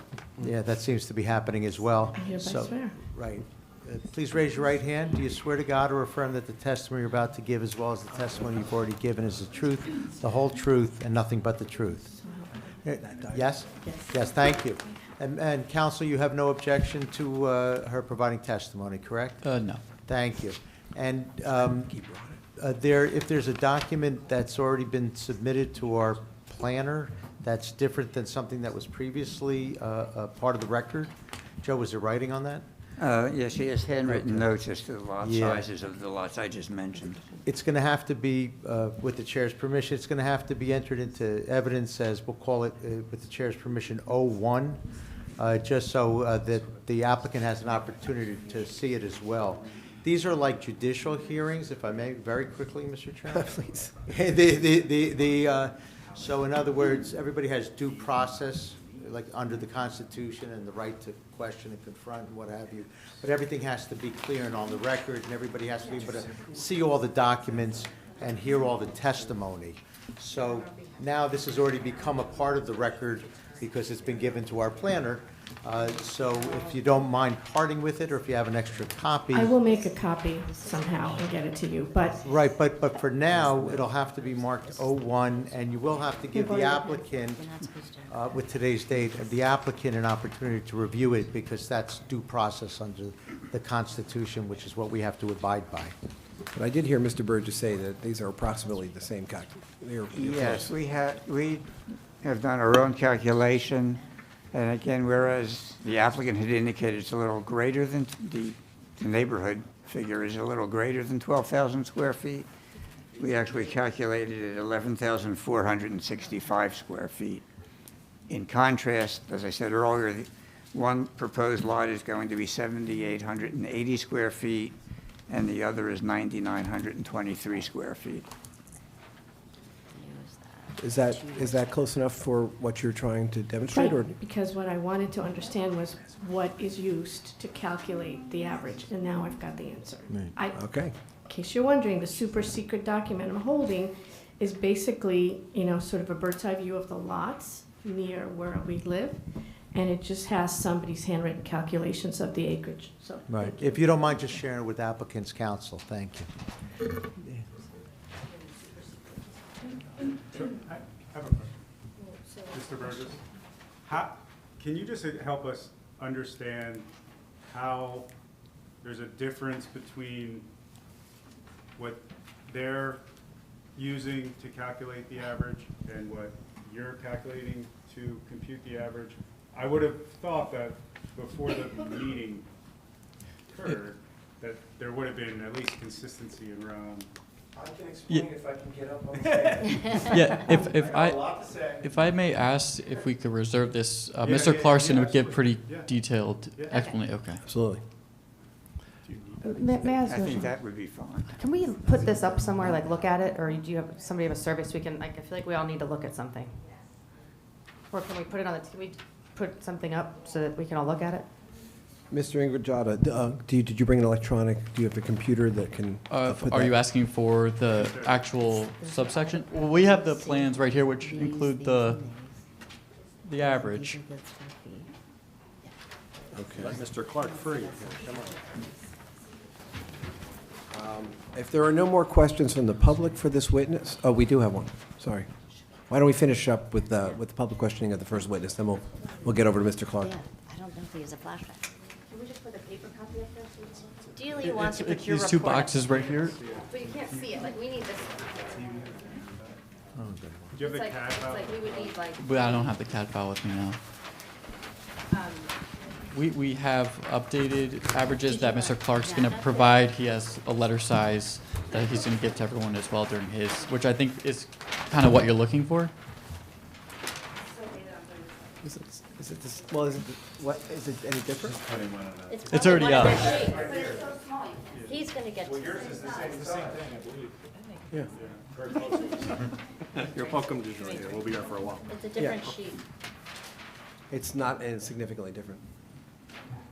It's just bigger. It's bigger. Hers is bigger. It's not a different. Okay. Okay. All right, ma'am, would you like to come forward? Eleanor Reddington, 165 Mountain Avenue in Summit. Redington. But first of all, I want to thank all of you fantastic people for what you do and making the city of Summit the place that it is, so I appreciate it. I don't believe that Block 23 and .01 Ma'am, can do you have a support these variances. Ma- And I ma'am, have a question. Ms. Reddington, thank you. Go with the question. Okay. I have a copy of the main sewer line from the engineering department, and the line runs, I'm sorry, Mr. Chairman, do you want me to swear Ms. Actually, Reddington in before as we well? do, Ms. Reddington, I'm almost positive that your question will be perfectly answered by Mr. Clark, because it has to do with the engineering in the sewer line. which is on the property. Ms. Reddington? 23. No, I understand, but they have another witness they're bringing forward to explain all that, and so I think, I'm just suggesting that you might want to save the question. That's fine. And I will just make wanted su- to propose that question as to how, because the engineer said it cannot be built on or a certain number of feet from the sewer line. Mr. Chairman, Great. maybe to help, again, to remind the members of the public, we're going to hear from an engineer next, who can also be asked questions, and then there's a public comment period where everyone can be sworn in, who hasn't already been sworn in, and ask questions and submit evidence. You can also, in the context of asking questions, utilize evidence, and if need be, as you saw, I can swear you in so that we abide by the U.S. and New Jersey state constitutions. But we haven't yet heard from Mr. Clark, so you may want to save that question and that document for Mr. Clark after he provides his direct testimony. Then you can, along with everyone else, can question him, and you can use that document, Mrs. Reddington, okay? Okay. One further question to Sue Balo. Sorry, Sue, I've never known how to pronounce the last name. And that concerns a statement that she made regarding the water table and the reason for, or the fact that all the trees have been taken off both properties that she owns, or they own. There is neighborhood lore that a creek runs behind that property, and that was the reason why Mary Zimmerman, whoever lived there before, had maintained basically a forest to help deal with the water table. We will hear later on, presumably, about that, but it is not correct to say that there Mr. are no Chairman. water Ma'am, issues. is there a question? Well, the question was, how could she say there are no water issues in the neighborhood, because there already are? Just on that, I was referring to that property. I don't have a water issue on that property. I'm sorry, but you can't shut out from the audience. It's a hearing. It's Right, like so- in court. Somebody was yelling. Okay, the question was asked and answered. So I mean, neither one, like Lorna, that property and my property don't flood or don't have water, so that was what I was responding to. Christine, I'm not. I think that, does that answer the question? It's an I answer. mean, that's her testimony. Yeah, You can call your next witness. thank you. I'd like to call my second witness, Andrew Clark, surveyor.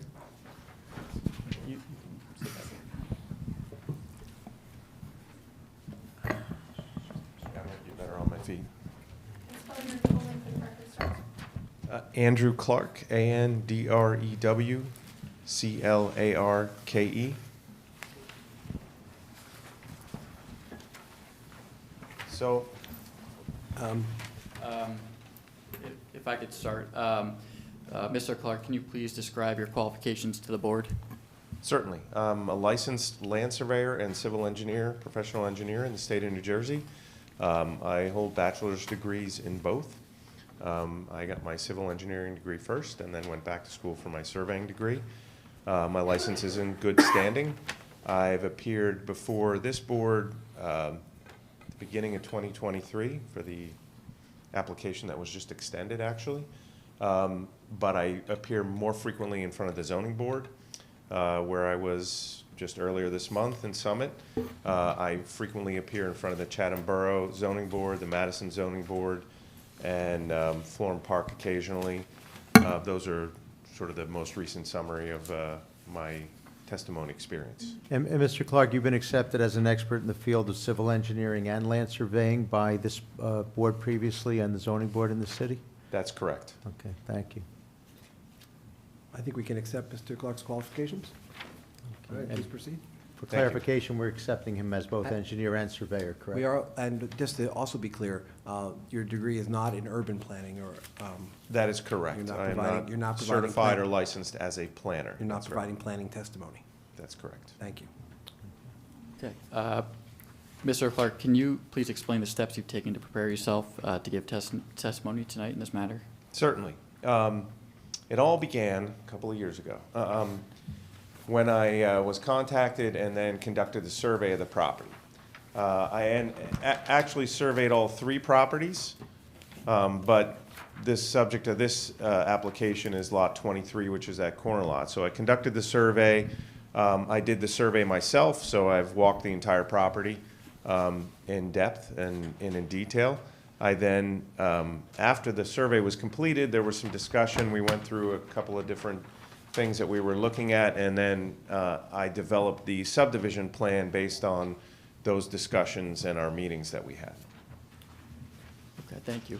And did you prepare subdivision plans in accordance with the requirements of applicable city ordinances and the MLUL? Yes.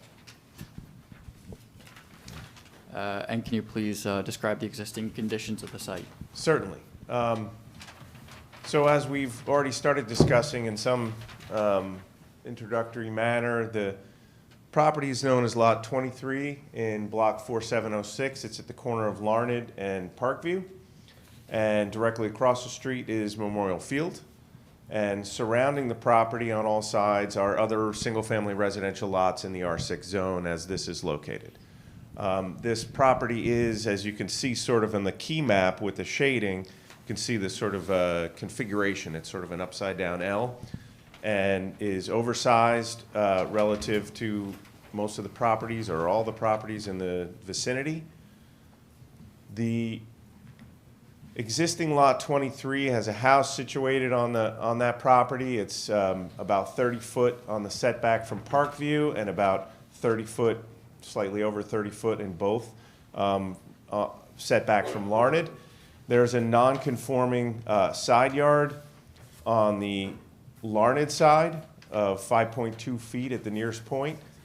And on the other side, it has the entire property that extends all the way over to lot 22, so there's a sizable side yard on there. There's a front-facing garage, attached garage with a driveway serviced off Parkview and a walk that comes from near the corner to the front door. There's a very small walkway in the rear of the property. The area that's undeveloped is basically, it's gently sloping from the south to the north, so it's gently sloping from the rear of the property towards Parkview Terrace in terms of the drainage patterns. There was a question in one of the comment memos as to steep slopes. There are no identifiable steep slopes on the property. It's pretty gently graded, as I said. I mean, it's got some pitch, but it's not dramatic or out of the ordinary at all. There is, as we began hearing, a sanitary sewer line that runs close to the rear boundary of Lot 24, so very close to where this proposed subdivision line is going. There's a manhole out in the street, and I didn't enter the properties in the rear to find the other end of that manhole, but I'm sure that could be done in order to confirm its location. That sanitary sewer, if I'll just take a slight sidebar on that for a moment, I did, in reading through the comments, do a little bit of digging. The record research in Union County is dated, meaning you can't go back past a certain date. It's somewhere around the late 70s where it's electronically accessible. Then you have to go to the courthouse. I did track down through a title agent that I know who was able to access the background on the title report that there were 2 references to deeds in the title binder for the property to the easement. I read those. They were from 1946 and 1954. Both identify an easement. So what they don't do, though, is give specificity to that. So they don't say how wide it is or who the owner of the easement is. Based on the little bits of information we've seen already, which I'm sure are accessible, it sounds like that's a city easement, so that it's actually part of the city sewer system, which means the city of Summit holds the easement. But I would have to go dig a little bit further in the deed records back prior to 1946 to try to track down the granting easement, the granting deed for that easement. But based on the fact that it's in the record from what I reviewed, I'm confident it's there. Even if it's not stipulated how wide that is, that's something we could decide. It happens with some frequency today. I run into storm drains or sanitary sewers in Summit that are not in easements, and whenever applications come up either for permits or for variances, the engineering department requests that an easement be developed and granted to the city if it doesn't already exist. That's very common. Usually it's a 10-foot wide, 10 to 15-foot wide easement, depending on the nature of the utility that's there. So there is an easement. The details of it might be sufficient, or it might need to be augmented depending on what that showed. I'm comfortable with either avenue on that front. But that's sort of a little bit of the backstory on the easement. You look like you had a question. Yeah, I don't know if this, I can only handle so much information. Right, that's fine. I was We'll go going in back pieces. and forth with Marie today around this easement. In our findings, right, Marie, the city of Summit could not find an easement, correct? So that, yeah, that's correct. They couldn't find an easement.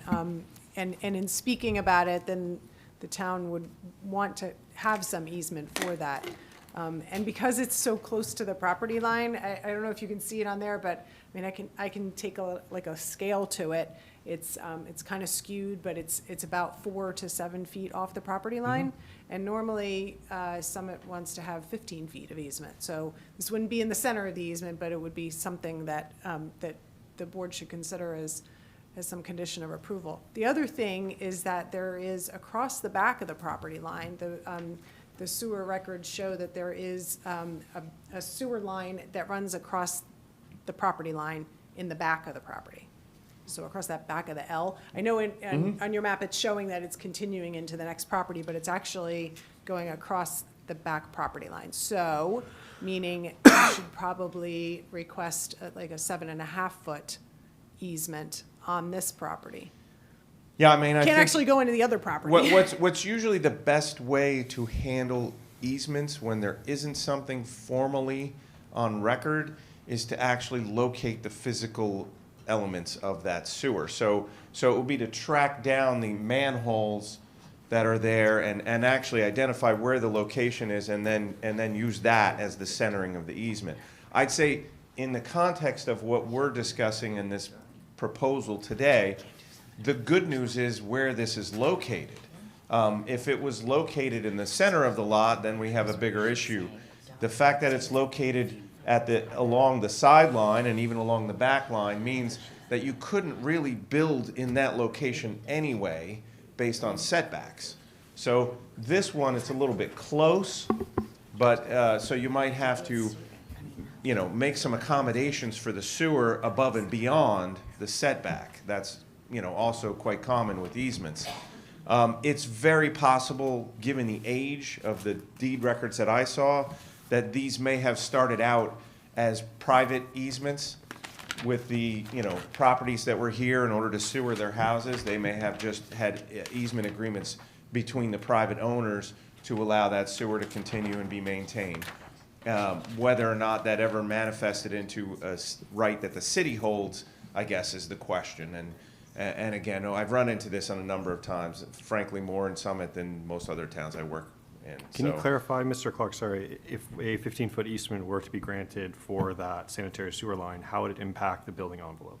So, we're skipping ahead a little, but that's okay. Let's get to the good stuff. Because there was a comment about, from Mr. Burgess about the building envelope that's shown. And what I was gonna point out is that I show the minimum required side yards of 8 feet. There is, however, of course, a combined side yard requirement in Summit. On a subdivision plan, and if I was doing a whole neighborhood of subdivision plan, I still wouldn't designate where that extra side yard would be, because you would want to leave that flexibility to the developer or whoever's going to propose something for the property. So one of these side yards, or both of them, would have to be more than 8 feet in order to meet the combined side yard. So if, for example, you were to propose a single-family dwelling and you were to be closer to the 8 foot that's farther from the sewer, then you'd have a greater setback on this side. Of course, if we formalize and commit an easement on paper and described with meets and bounds, then that becomes a further constraint regardless. But what it wouldn't do is diminish that area to the point where there isn't a legitimate building envelope. There's plenty of space there for development, even with an easement assigned to the sewer line. That's to construct a single-family dwelling that is fully conforming with all existing regulations? Yes. I'm sorry. No, that's fine, and I'm just doing some mental math here. I mean, if I'm looking at the sanitary sewer line, as is noted on the survey, if I'm extrapolating 7.5 feet on either side, I'm assuming an encroachment into the building envelope, something around 5, maybe 6 feet, approximately 20% of the anticipated building envelope width.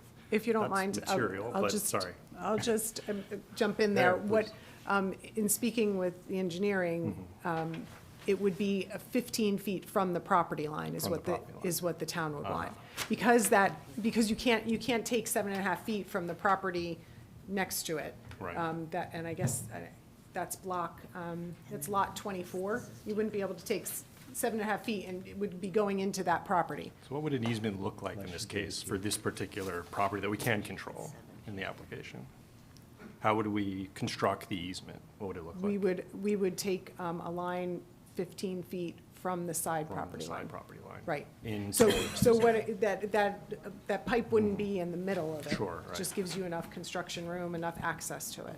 And in terms of actually, so then the building envelope is a little gray then, right? Because you would anticipate encroaching into the easement. Right. I'm sorry, Joe, can you, Sorry, say it you're again. sharing a mic. What did you say? No, I said the building envelope on that side of the property would shrink by about 7 feet, because they show an 8-foot setback now. And you guys said 7 feet from the rear because of that sewer line, or is it also 15 in the rear that would be the easement there? No, because that pipe is right on the property line, it would, you would take 7.5 feet from this property in question. The idea would be to get an easement on the other side, but that's not up for discussion tonight. Mr. Chairman, if I may, before we're not going to leave this yet, but I just wanted to clarify my understanding. Is the applicant stipulating as a condition of approval, should there be an approval, to providing both a 15-foot wide easement, I lost track of which side it is, on the one side and a 7.5-foot wide easement on the other, to the city, should the city so desire it? Yeah, well, I would say, should the city so desire, I recently just finished an application where it didn't even come up during the variance process that we were in, but it came up afterwards that there was a sanitary sewer cutting across the property. And one of the comments in the review for the permitting was, hey, there's a sanitary sewer here, we need an easement. And so we were producing that easement. And in that case, the request was for a 10-foot wide easement. So if it was determined that 15 was the best width, that's fine. If it was determined that 10 feet was the best width, that's fine. In any case, I mean, look, as a practical and legal matter, there's an easement there anyway. It's called a prescriptive easement. Yep. The fact that there's a sewer there is something that if you adjudicated it, it would be found affirmatively to be an easement. So instead of going through all of that, I think most reasonable people say, yeah, no, there should be an easement, we'll grant the easement. You would be willing to grant that easement in this case, wouldn't you? Yes. Okay. And it, just so I'm clear, I thought it's 2 easements, isn't it, not just one? Well, I mean, I think that it's an easement for the sanitary sewer service that's there, but it's a little different. I think what's being discussed in terms of the easement along the back, if this comes to here and then runs right down the line. That's going to be narrower. What's in front of this board is not the neighboring property. So if this is running right on the line, all we can grant is 7.5 feet or 5 feet of half width of whatever that easement is. No, I got it. So It's it one would be an easement. easement, it would be one easement, it Right. would be one easement, but Right. with slightly different characteristics at the rear versus the side. Right, when it makes the bend on the L, upside down L, I Right. got it. That's right. Okay, and the applicant has stipulated, so the board understands they have that stipulation, should they so desire, and in the event there's an approval. Well, the city, I would imagine, will want, as a condition of approval, for there to be easements for that infrastructure. I would imagine the same thing. Mr. Chairman, would this be a time where we could go back and memorialize an easement and amend the application accordingly? I think that it would be memorialized at approval at the end, it would be a condition that we would approve at the end. It would be one of the conditions of approval that an easement would be required, And what the setbacks are for that. to the satisfaction of the city. Marie is stating traditionally that the one in the rear is a 7.5, only because it sits on the property line, but that 15 would be to the left of to the left. Correct. So that would be a condition of approval. It would have to be memorialized. Right? Mr. Chair, may I ask a question to Marie from Colliers regarding the, you had meant, I'm curious as to why you found the sewer in the back, and Mr. Clark, you didn't find the sewer. Who's responsible for giving the board the right information? I'm just the one that we didn't, that's not on your survey. How did you find that sewer? I reached out to the engineering department for the sewer maps and found that one across the back. So therein lies my Yeah, question. and the sewer maps, in my experience, the sewer maps are a little bit approximate. So it's not for certain until you prove in the field exactly where the line is, that it's running right down the line. It might be 8 feet on the other side or 4 feet on this side. They indicate on their mapping, but I didn't explore the rear line in terms of the records and the research. I already knew that the sewer was here and it was clearly indicated in the records and on my survey. But I didn't go exploring the backyards, and I didn't contact the engineering to get it. At the initial survey, I wasn't even clear we were doing a subdivision at that point. But, you know, the records are there, and I don't know, the city, I don't think posts those online. It might be helpful if at some point that did happen, because I do that in Madison. Every time in Madison, I go look at whatever their mapping is they have, I check it all out, and I don't have to call anyone or contact anyone. But, you know, we can investigate that. The fact is that it doesn't, other than memorializing the easement and correcting a record that should have already been there, it doesn't impact any potential development on this property in a material sense, especially if it's right on the line, because you couldn't build within 30 feet of the backyard anyway. I mean, the only thing you might put in there is a fence along the line, and there's already a fence along the line. Well, you do bring up a good point that, this sketch that I have is not exactly, proving to me that the pipe is exactly on the property line.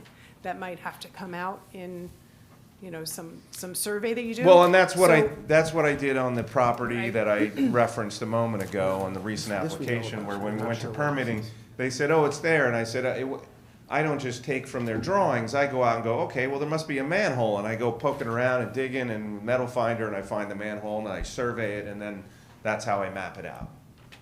So there may be, I guess my brain is going to the next step, like, well, what if this, sewer pipe is actually a little bit more in the applicant's yard, and I'm saying, oh, get 7.5 feet. I'm really meaning 7.5 feet from the center line of that sewer. So Right. if that sewer ends up being, a little bit more in your property, we'd want 7.5 feet from the center line of it. Does That's that make what sense? my experience So that's is. how That's we what I would would have suggest. to note it in our condition. Yes. And that's right. noted, Right. that'll be a condition also. I had a question about something on the diagram that maybe I'm reading it wrong. There's a little square that says drain along the property line. Yeah. What is that? Well, people call different things. I label it drain, inlet. It's a rectangular graded cover where water can enter. And then, Like a and then, French but drain? where it's going, I didn't investigate that Sure. carefully, but my guess is, from my experience and intuition, is that it's probably connected to what's called the B inlet out in the street, which is, some people call that a catch basin. I think, Is there any? So that drain is most likely connected to that catch basin. Is there any context for how or when that drain went in there? I don't have any context for that. When I survey things, I locate what I find, but I don't often have a history of it. My guess is that there may have been some water that trapped in that location right there at one point, and somebody said, hey, we need to put a drain in here to get this water out, and put the drain in. I'm sorry. I know in that one. Yeah, that's the corner, so when we were renovating our 105 Larned, and Barry and Paul were still living at Parkview, there was water coming down, and Parkview used to flood and get ice in the winter, and the city was always on Mary and Paul to deal with the ice on the road, and we didn't feel like that was quite appropriate, honestly.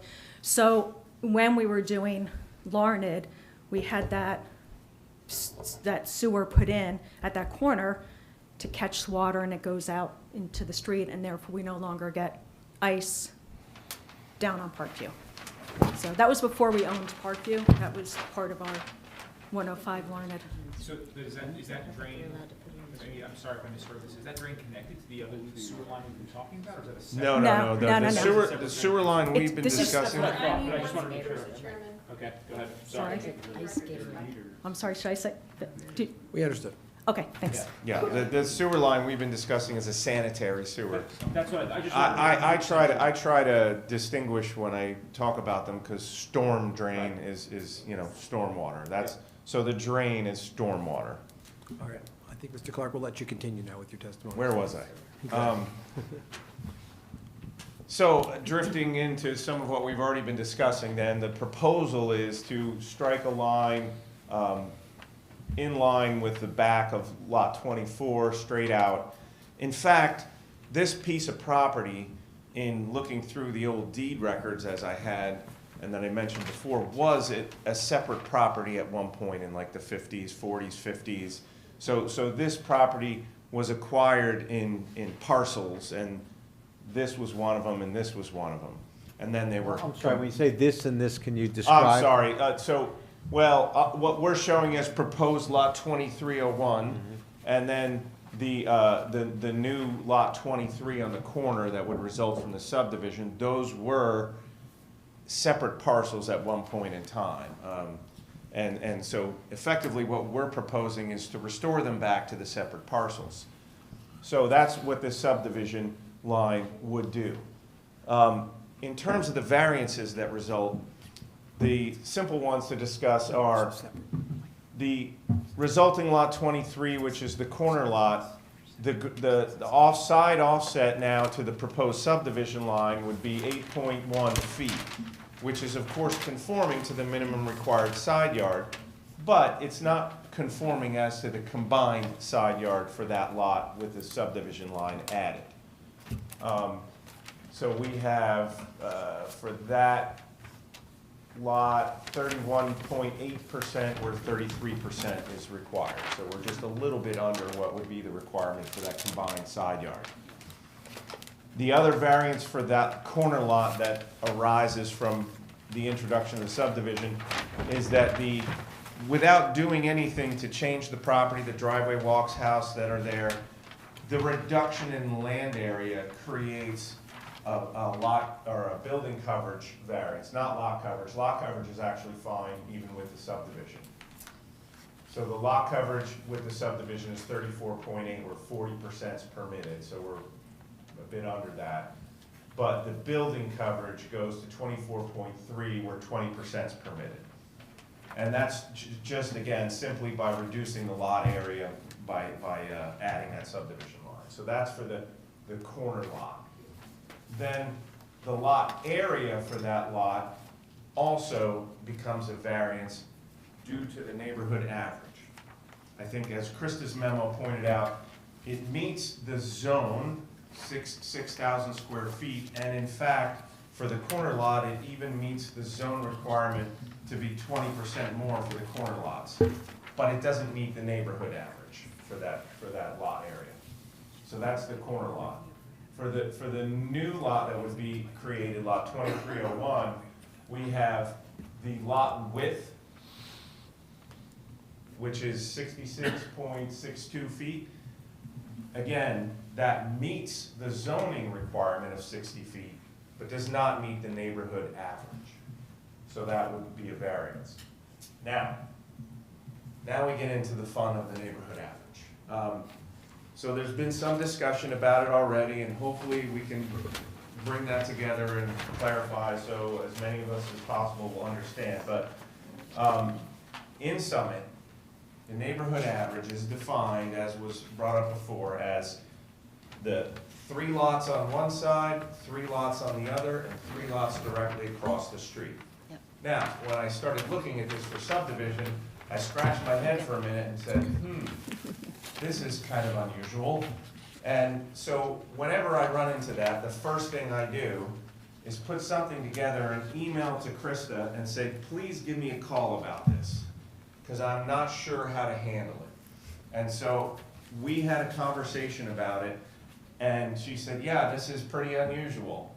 And I said, so how should I attack this? How should I interpret that ordinance for the neighborhood average in this case? What the result was is what I've shown here. Krista, in our discussion, said and felt like it made the most sense to treat it as sort of 2 neighborhood averages and take the resulting lot 23, that would be the corner lot, and do the average for that, which in this case, if we're just looking at this corner lot, it would be these 3 lots to the left and the 3 lots directly across the street, lot 14, 15, and 16. And then do the average here, include the actual house that's on the corner, and then the 3 to the other side. We have nothing across the street that would be relevant because the memorial field is there. So that's how I ended up with 2 different tables that analyze the neighborhood average as 2 separate things. And that made sense to me. It seemed like a logical way to approach it for a number of reasons. One is that the house on the corner, we don't get into the front setback because it's already there. It's a house that's existing, so we're not proposing anything new, so there's no reason to engage with the front setback.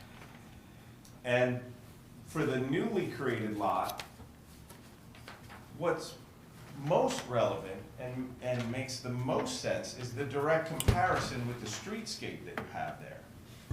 And so what you want to do to fit in a new house into this neighborhood is, as we've been discussing already, make it blend in and conform with the character of the neighborhood that's there. So having the average setback that's comprised of the streetscape that's here is really the most relevant front yard setback, for example, because that's what you see, that's what you perceive. The lot area, similarly, is most relevant in this direct streetscape. So, you know, these 3 lots here, and then the one on the corner, those are the most relevant in terms of anyone who's looking at this property or passing by, walking by with your dogs, playing with your kids, or living there. Those are the lots that you're related to. What results here in this subdivision is absolutely consistent with the streetscape and with that averaging approach. Now, Mr. Burgess brought up a different way of looking at it, and I have no problem with that, because fundamentally what we're talking about are how are we getting to the numbers that are required. And Mr. Clark, if I could just interrupt for one moment. Sure. And what you're referencing, is that part of what was in the planner's report? That was a part That's right. of Mr. Burgess the is reviewing administrative comments? Okay, and so that's the report that's dated January 8th, 2024, correct? I believe so. Yeah. That's correct. Yeah, that's Thank you. correct. Okay, you can continue. Yeah. And so I did look at that analysis, and the primary difference, well, there's a couple of things. One thing that I think was, if I'm using your analysis, Mr. Burgess's proposed analysis for the neighborhood analysis, it would take the 3 lots on Parkview, the 3 lots on Larned, and 3 across the street, although you indicated 13, 14, 15, I felt like 14, 15, 16 were more directly across from the subject property. So that was what I looked at first.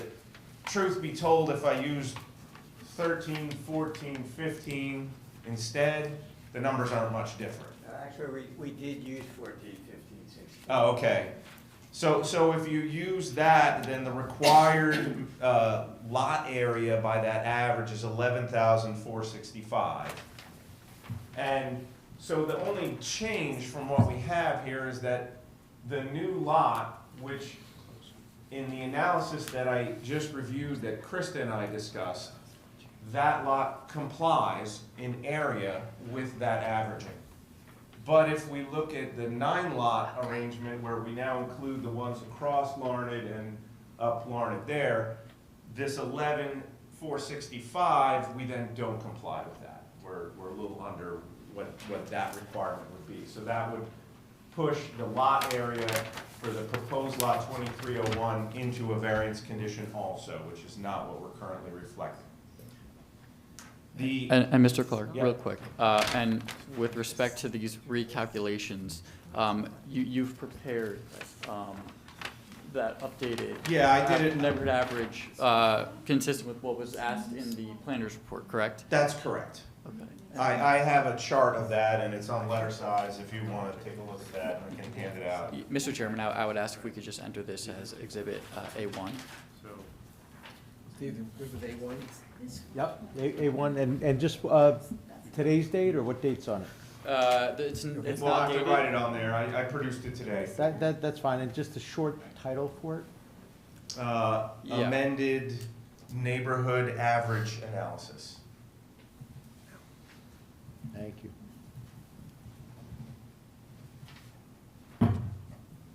And so in that analysis, with all those 9 lots, the lot width requirement is 76.1 instead of 80.4. So that number's a little bit less, but it's still variance condition for the lot width. The front yard setback, I can't actually analyze the neighborhood average for the front yard setback because I don't have the front yard setbacks measured for those across the street, because I didn't think they'd be necessary based on my conversation with Krista. That of course can be accomplished, but it isn't part of this analysis. I did take a look at the information I had, and it looks like those houses across the street are about 40 feet setback.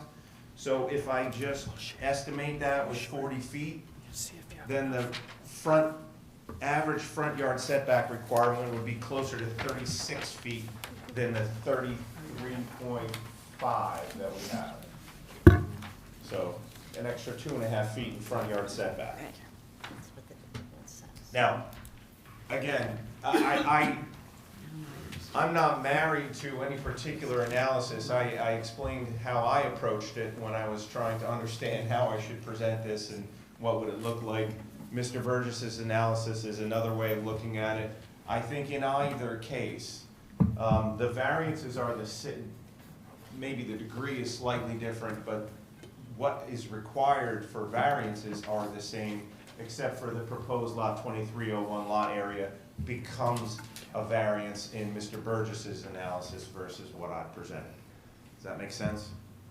I know it's a little confusing. I don't know if we really got Mr. Burgess's explanation as to why he thought the lots across, all 9 lots were, and that's how I thought we rewrote the DRO in 2020. I mean, I started circling the ones I thought would be included as well. So if you could explain your point of view. Yeah, that's exactly it. The specific wording in the ordinance is such that I thought this was the correct way to do it.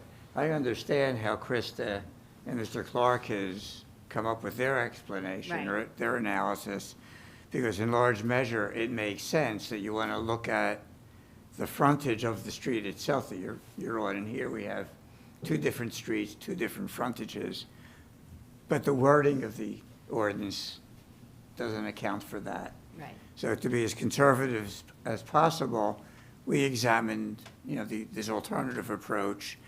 And in the end, the numbers are not significantly different, but it does result in that one proposed lot being non-conforming by a small amount. Maybe a good opportunity to refine the DRO in the future. Well, I think it's just because of the nature of the corner, and then not having houses across the street as well makes it tougher to Unique, right? figure out. I think the inclination, as could be an mine edit. always is to say, well, we need better clarification on this language.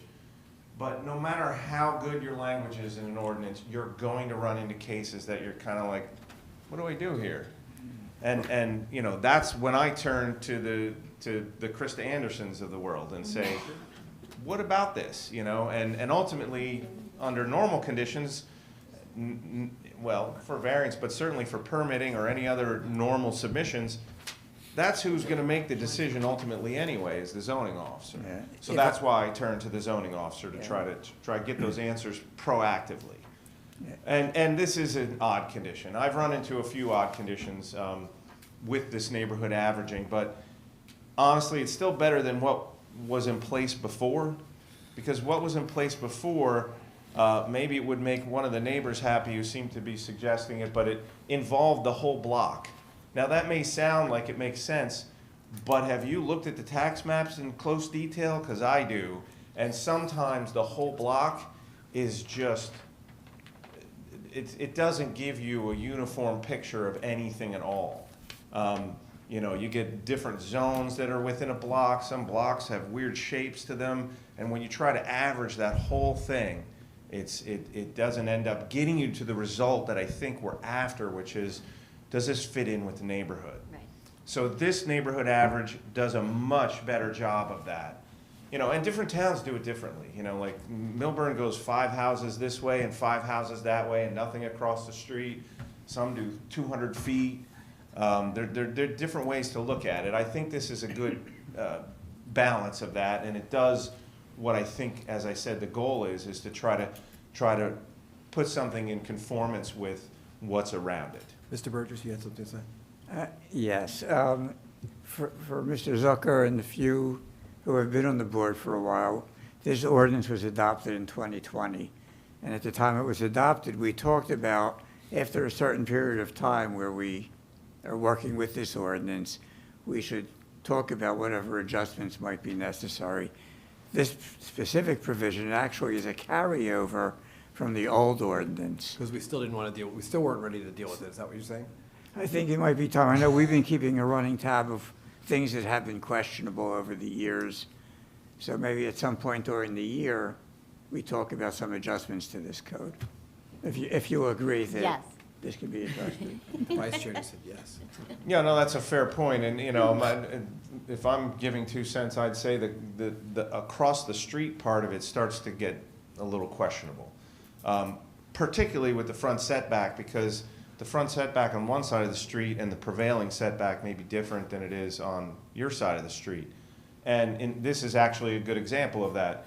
You have these lots across the street that are wider and much deeper than most of the lots in this neighborhood in the area. So the areas are bigger and the setbacks are more, and it skews the averages when you do a neighborhood average like this. Skews it away from what is right next to it, to be honest. You know, the houses right next to us are around 34 feet setback. The ones across the street are around 40 feet, so it gives a different look and feel to it. If we had to put our house at 40 feet, it would look weird next to the other houses. So, you know, yeah, I might say that's worth another look and thinking about it a little bit too. But it doesn't do a bad job. I've seen a lot of towns do a much worse job of trying to meet the goal here. So that describes a subdivision. Oh, go ahead. Straightforward question. Mm-hmm. In the average analysis, why is lot 23 in the, I'm looking at. Yep, the chart on the Why bottom. is 23 calculated in the average here and not in the average up here? Right, so when I had the dialogue with Krista, rather than looking at this as one property, she suggested that it would make more sense to look at the 2 resulting lots and do the neighborhood average for each of those. So that's why when you see on those charts that you're looking at, the one that you were just referencing was the neighborhood average analysis for the proposed lot 2301. Right. And then the one above it is for the resulting lot 23. Oh, I see. Okay. So that's why, and in looking at the one for the proposed lot 2301, it made sense for us to include this resulting lot 23 on the corner as part of that analysis. Question, follow-up question. So for the remaining lot 23, the width is 119? That's what it has? Is that right? Well, That the number? width, it depends, because the that lot the- width is measured on both streets. So on a corner lot, you have a lot width on each street, and it has to meet the lot width on both of those. Okay. And then the other 2 yards are both side yards, and there's no rear yard. Corners are weird. All right, I Yeah, think- it's a little quirky. And then same thing with the combined side yard. You have to take the front yard and this side yard and evaluate it here, and then evaluate it here. You have to do both of those on a corner lot. Quick break. At this time, I think we're going to give our stenographer a quick break because she's been working really hard for more than 2 hours. And so just take 5 minutes and Sure. we'll come right back. Sure. Thank you.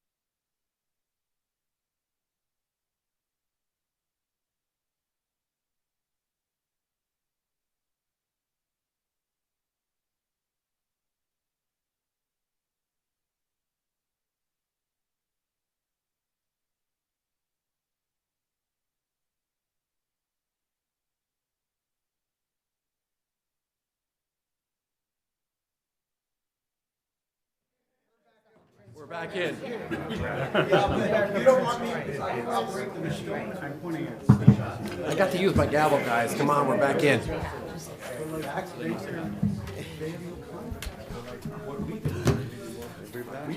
right, we're going to let Mr. Clark pick up on his testimony. Hello, in the back of the room. Hi, thanks. We're going to continue testimony now. Sorry, we're animated neighbors. A ruckus crowd. All right, I mean, I think I've largely explained the subdivision, but I just want to touch on a couple of things that are in the review memos, so they don't get missed. One of the things in Mr. Burgess's memo. Well, I'm sorry, but if you can just go one at a time, tell us the date, which memo, and what page, and what comment. And if you're going to leave anything out, are we to assume that you're stipulating, based upon Mrs. Ballow's comment earlier, that she read all the reports, understood them, and has no problems? Are we safe to assume that you'll be stipulating to all conditions of approval that are set forth in all the reports if we don't hear otherwise? That's correct. Thank you. And that, again, as a reminder to the board, that's only if there's an approval. If it's a denial, there are no conditions. Okay. Understood. So I'll first reference the Burgess memo of January 8th, 2024. Many of the items that were brought up have been discussed, but I'll just touch on the ones that I think maybe haven't been and should be addressed.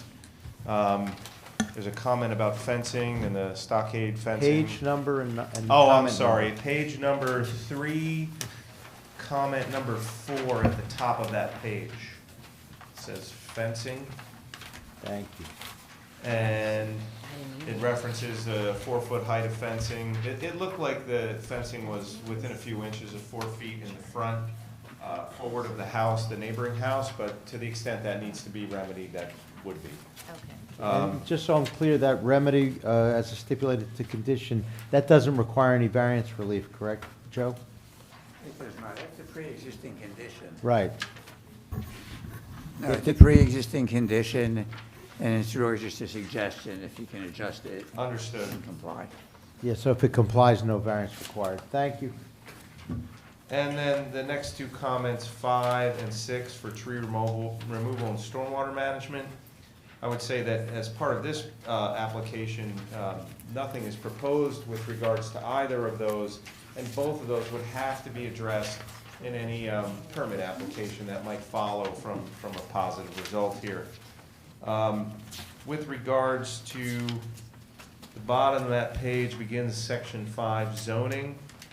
We did discuss the neighborhood calculations, which are the last paragraph on that page. The next page, 4 at the very top, there's indication that the zoning table should also be updated to include the rear yard for the proposed lot 2301. That has been done, and we'll distribute that as another exhibit. It's a letter-sized sheet of paper called an amended schedule of space regulations. And if we could mark this exhibit A2. Yep, with the chair's permission always. Please, yes. And that reflects the updated neighborhood averages, as well as the rear yard requirement for that proposed lot 2301. Sorry, I have a question. Is that okay? At this time? Yes. I think so, sure. Can we just go back to what you're submitting and why you're submitting it? I'm not clear. With respect to these? Yes. These are just comments included in the planner's report, such as, provide a updated zoning. But I guess what I'd like to learn is, can we look at that and talk Sure. about it? Yeah, Of course. marked it out. Oh, okay. It just includes a rear yard route. It does not, it's not. So on my original drawing, I have the schedule of space regulations. Yep.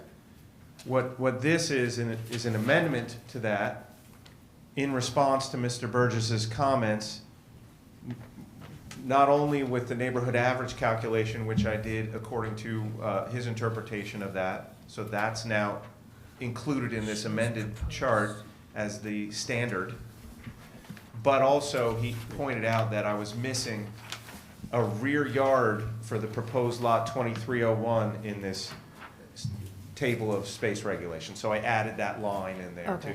to indicate, you know, in a revision, if this moves forward and we revise the plan to perfect it according to conditions, that would have to be in this table, so anyone's on notice. There's, of course, a rear yard requirement for that lot.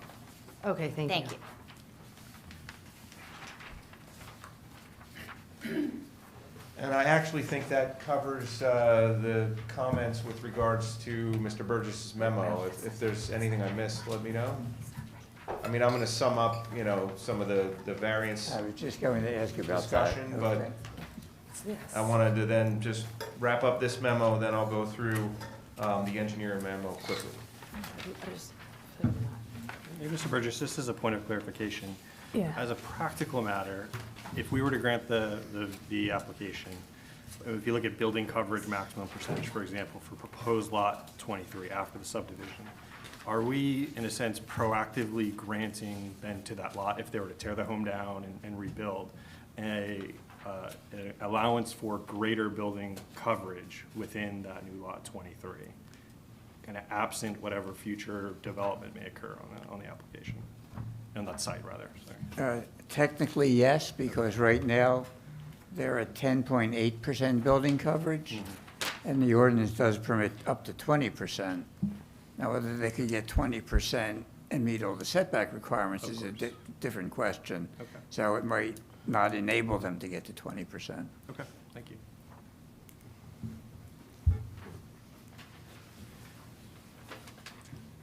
So, do you have a question on I that think chart I'm before we okay. go on? I think I'm okay, thank you. Okay.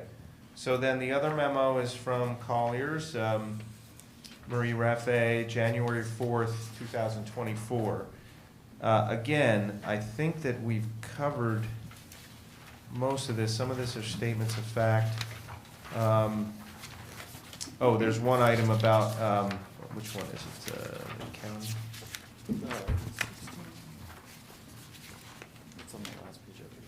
Yeah, on the last page, page 3 of the memo, comment 16 indicates that a submission needs to be made to the Union County Planning Board. That has been done. I think this board should have record of the letter that was returned from Union County indicating that they see no issues and have no concerns with the subdivision.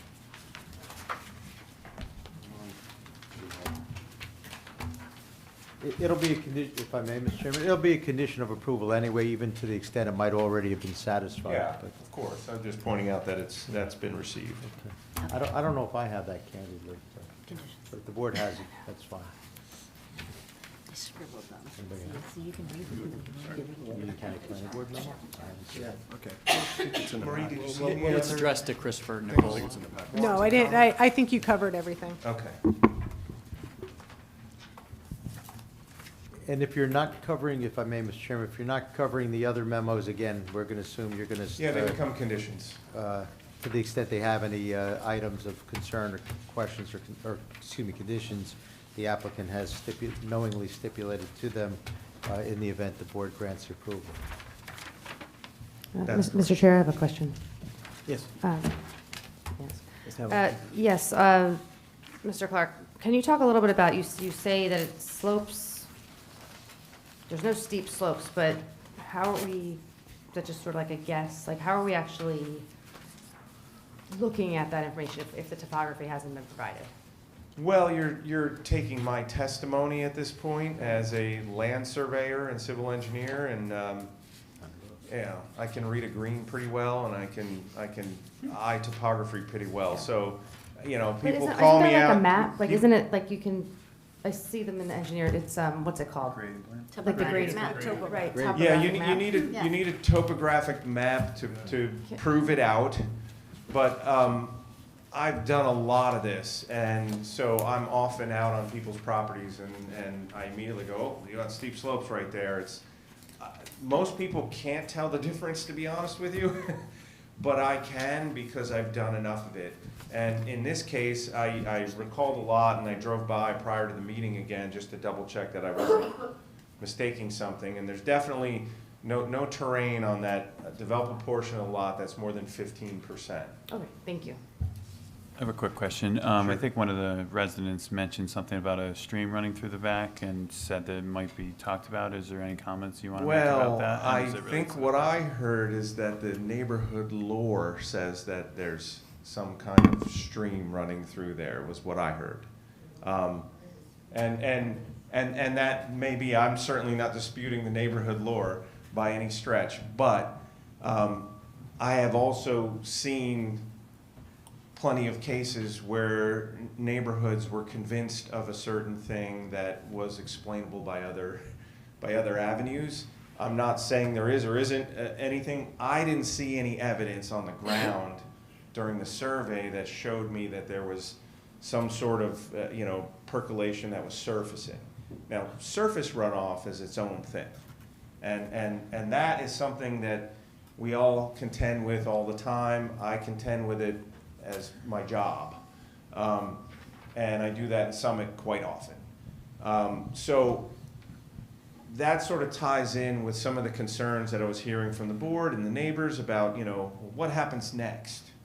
Construction happens. How do we know this is going to be done right? How do we know it's going to look right, and these sorts of things?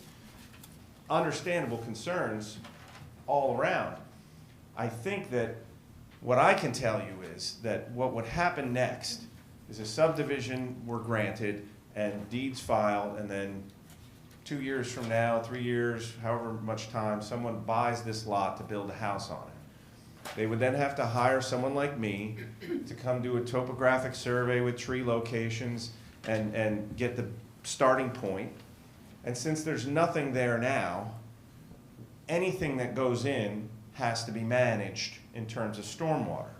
So in Summit, the rules for stormwater management are that you have to manage any increase that's more than 300 square feet of new impervious coverage.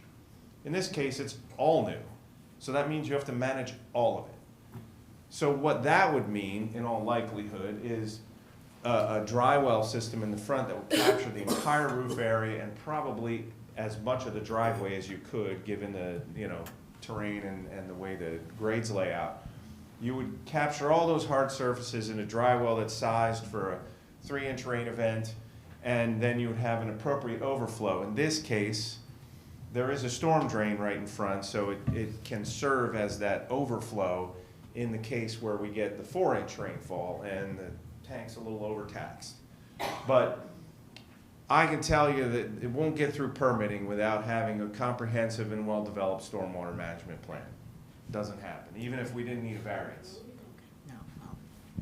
Mr. And- Clark, you yeah. mentioned the driveway. Are we, as part of the subdivision, intending to review curb cuts for 2301? Is that part of our consideration? No, I don't or- think so, because, I think, that all ties in with the top-level summary of what do we get here. Mhm.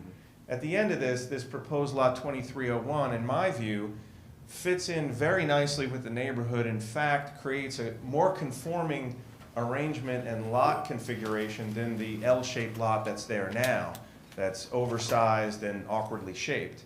What we end up with instead is a very regularly shaped lot that's consistent with, if not slightly larger than the 3 lots that are adjoining it on Parkview. It is a little bit larger. So it's, in terms of what the zone contemplates, not looking at the neighborhood average, but the zone itself contemplates a 6,000 square foot lot. This is a 9,900 square foot lot. So it's 50% more lot area than what the zone considers, and what many lots in this neighborhood are in fact closer to 6,000 square feet. So I think you have a nice lot, if not a little bit generous in terms of lot area. The lot width exceeds the 60 foot, that's the minimum. So you'll have plenty of room in terms of building envelope. Even if we apply, when we apply the easement, you still have over 40 feet of building envelope width, which allows for a nice floor plan for a 40-foot width. So I think what you end up with is a very functionally developable lot. And of course, that would all be done within the context of the zoning rules and the stormwater management rules and so forth. And part of the concern I heard from this side over here, I think, was, well, can we say that there's no variances allowed afterwards? And that's good point and a good concern, and maybe top level, that's another discussion for the board as to how you can control that. But I will say that if someone came to me with this lot, forget about the subdivision, said, hey, I got this vacant lot, I want to build a house. And then they proposed something to me that had variances involved, I would say, you're out of your mind. And they would say, well, what do you mean? I know the zoning board. I know how they operate. I know what they look at. What argument could you possibly have for variance when you have an oversized lot with a healthy building envelope and it's regularly shaped and good topography? You can't claim hardship. There's no hardship argument for that at all. So you can't say, well, we want more building coverage because of hardship. Well, that doesn't exist. Neither does the size or shape of the lot. So all the normal arguments that you might attach to trying to pursue a variance don't apply in this case because it's becoming so regular. I would say that leaving it in the L, you have a better argument for hardship. If someone came along and said, well, I'm going to tear this down and put a new house up, you could angle your arguments towards hardship with that lot, but not with the resulting lot that's here. So while I see it's a concern, if someone asked me, I'd say you're not going to get it. You won't get a variance.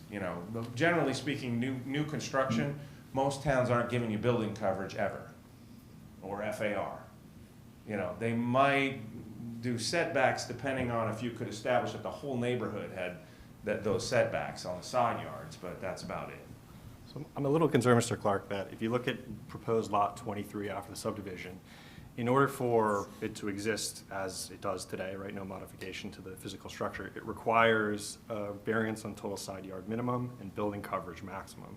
Can you comment on the surrounding properties? Do surrounding properties, as a matter of pre-existing nonconformities, require similar overages to side yard setbacks, building coverages, FAR? Well, I didn't do an exhaustive study on the neighboring lots in terms of those aspects, so I don't have data on all that. I think that, it's certainly, this corner lot is consistent with the lots next door. The only disadvantage to that lot as it's situated is the existing configuration and where the rear yard, which is the side yard, is. I think if you tore that down and were rethinking the whole thing, you'd probably do it differently. So if someone came in and said, this was a lot now and it's over on building coverage and the combined side yard, if someone was looking at this to develop a new property, I'd say they'd probably front it on Larned and have sort of a narrower, deeper house with a garage that came off the side and leave a little bit of backyard there.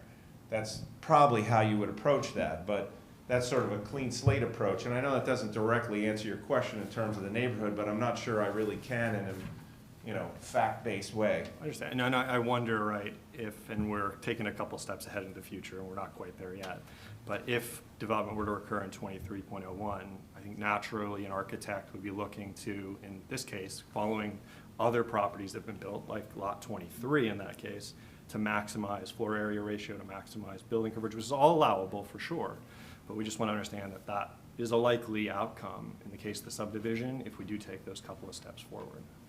So maybe that's more commentary than question. No, I think you're right. I mean, I think there's a limit to what could happen on this resulting lot 2301 if you weren't tearing it down and starting new. And then if you do that, it opens a whole nother can of worms in terms of what you can and can't do. But, I mean, it's already a two-story house. It's over on building coverage. There's very little you could try to achieve. I guess maybe you could try to say we'll put a second-story area over the garage, and then I didn't evaluate the FAR numbers, but it'd probably be over on FAR. Just to clarify, this corner lot would be new lot 23. New lot 23.01 is the one above. Yes. Okay. Yeah.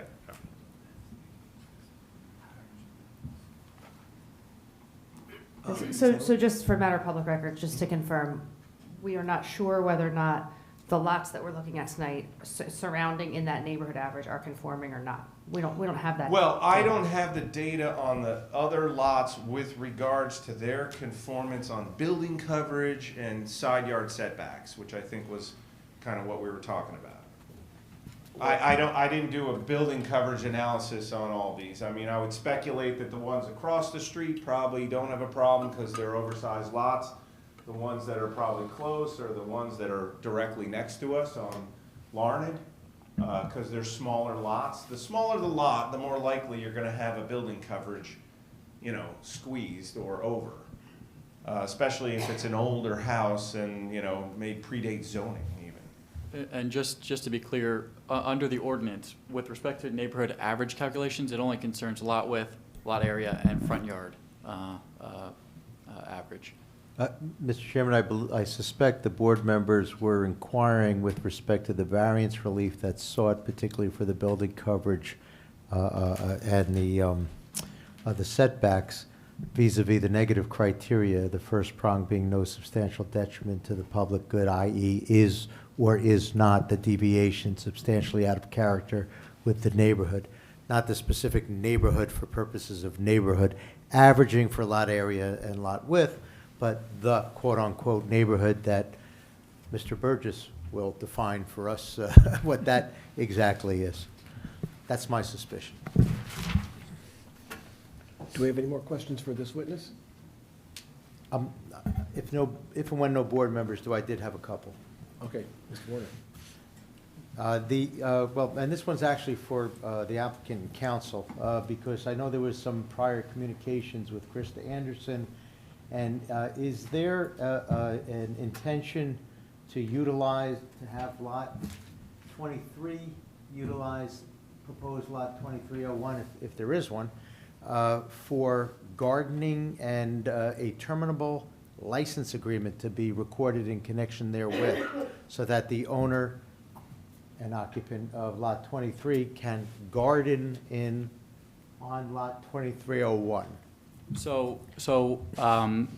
We've discussed this, and so there's no plans at this time for a terminal license agreement. Ms. Ballo maintains a small little gardening in the rear of what would be 23.01, but it's not like a structure or anything like that. She had considered whether or not to put maybe a shed at the rear of that yard as well, and that's not, she's not gonna do that either. Okay, so there's not going to be any use of the proposed, what would be a vacant lot, at least initially 2301, by the owner occupant of lot 23. Is that correct? Well, right. She maintains a small garden already on the existing lot 23.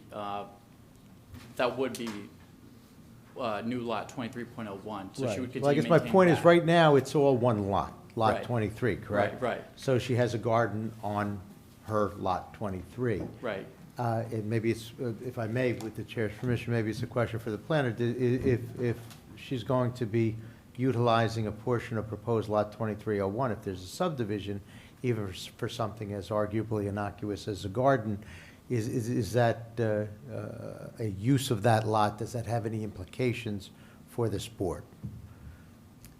Well, the ordinance does not identify gardens as a permitted principal use, so there's that issue.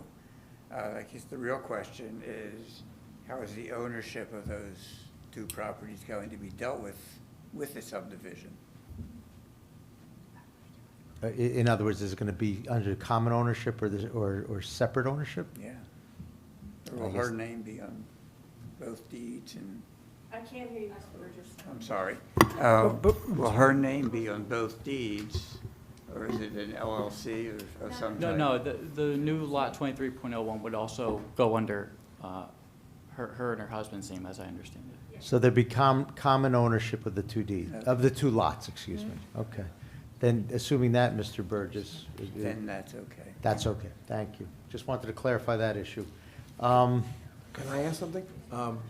How long can the town typically watch two lots owned by the same owner next to each other or joined, remain? Is there a tendency to merge them, or? Well, that's the Lochner merger doctrine. Lochner is the case that Yeah, the Lochner v. Lochner case. Campoli.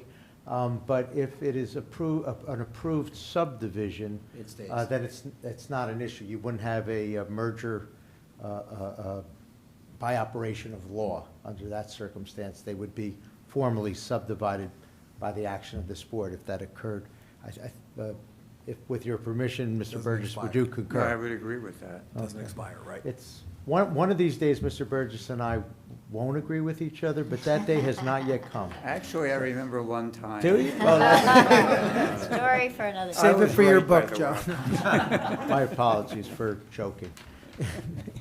But it's understood, right, that if I remember correctly, you can't have a shed on the other lot if you don't have a primary building. That's You can't have a correct. secondary building without a primary. Frankly, I think that's what gave rise to this Yeah. discussion that I just had with council to get clarification as to what, if Okay. anything, would be going on the other lot and the impacts of saying. You're exactly right. And the conclusion was that gardening is permissible. Gardening is permissible, structures would not be. Oh, I'm sorry. Do you have any more questions, Yeah. Mr. For the engineer, land surveyor, even though it's a planning type question, and maybe you'd even delve into advice, but I'll start with a question. You mentioned perhaps what would be arguable basis for the bulk variance relief, what I refer to as the C2 basis, a better planning alternative with respect to the layouts and the size of the lots and not being awkward, I think was your term. Would you agree that a C1 undue hardship alternative basis would not be appropriate in this circumstance because the applicant is proposing to subdivide the lot and therefore would be creating the deviations, and therefore under the law that would constitute a self-created hardship for which one cannot ask for a C1 undue hardship variance? Would that be accurate? Yes, I think that this falls much better under the C2 in terms of restoring some regular lot configurations that are more consistent with what zoning and the master plan would consider. And irrespective of whether this board would or wouldn't find that it satisfies the C2 criteria, with the chair's permission, Mr. Burgess, would you concur that a C1 would not be appropriate because it would be a self-created hardship by virtue of the subdivision? That is correct. You know, the C2 argument in the terminology comes right out of the statute. It's 4055D70C1, which is a physical features test, or C2, which is the public benefits test. And oftentimes you talk about the public benefits in terms of a consistent lot arrangement with the neighborhood. So when the board starts to deliberate, one of the things you should discuss is how you feel about these two lots as individual lots. Do they represent a more conforming land use pattern for the neighborhood as a whole, in contrast to having a 17,000 plus square foot lot as one individual freestanding lot in this neighborhood? Thank you for that. At this time, then, I think I would invite the public to question this witness. Again, specific questions related to the testimony that you heard, because there will be another opportunity at the end to give your general view of the application. So if anyone has a question for something they heard, please come forward. I have a question too. Oh, you want, before we start with the public, you want? Yeah, just at the time you first surveyed this property in 2020, was the property still wooded? No.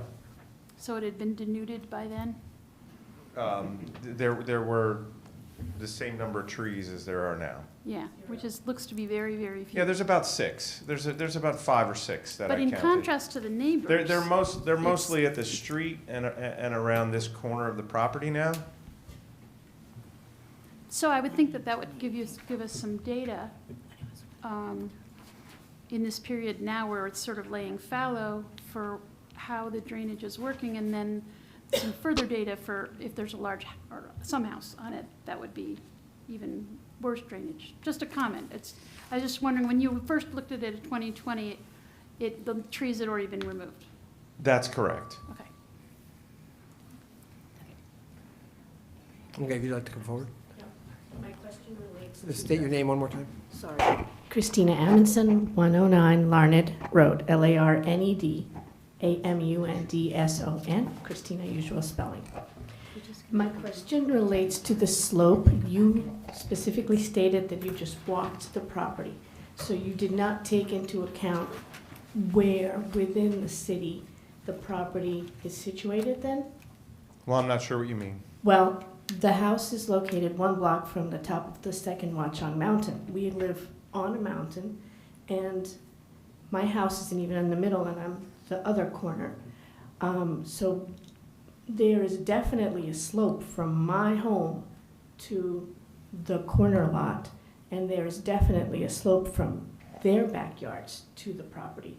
So whether or not the particular property is relatively, I think is what you put it, relatively level, is it your opinion that it doesn't really matter what the rest of the neighborhood is doing? Well, I didn't say that, and Well, I'm just I'm not trying to infer that either. What I said was that the land is moderately sloped. That's it, moderately. So we're not on the side of the mountain here. The side of the mountain is a little farther across Mountain Ave, where it really gets steep. What most of the questions I was responding to were whether or not there are steep slopes on the property. And so in Summit, a steep slope is defined as anything more than 15% grade, which means that in 6.67 feet, it goes up a foot. Right, and of course you don't take into account the grading work that's already been done to the property before you even show up, because you've already dealt with the tabula rasa, so to speak, of the denuded lot, right? It's all wood chips Yeah, I now. don't control when people contact Right. me to go do the survey, so no, I really don't have control over the property at all. Yeah, okay, that's clear, thank you. Any other comments from any other questions from the public? If you have, comments and questions related to. if it's a comment about the general application, there'll be an opportunity. If you have a question, More comment. okay, thank you, we'll get to that. Okay. Oh, we got one more.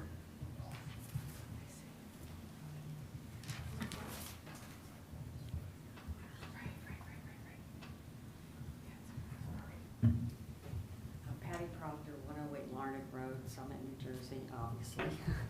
Could you spell your name? Proctor.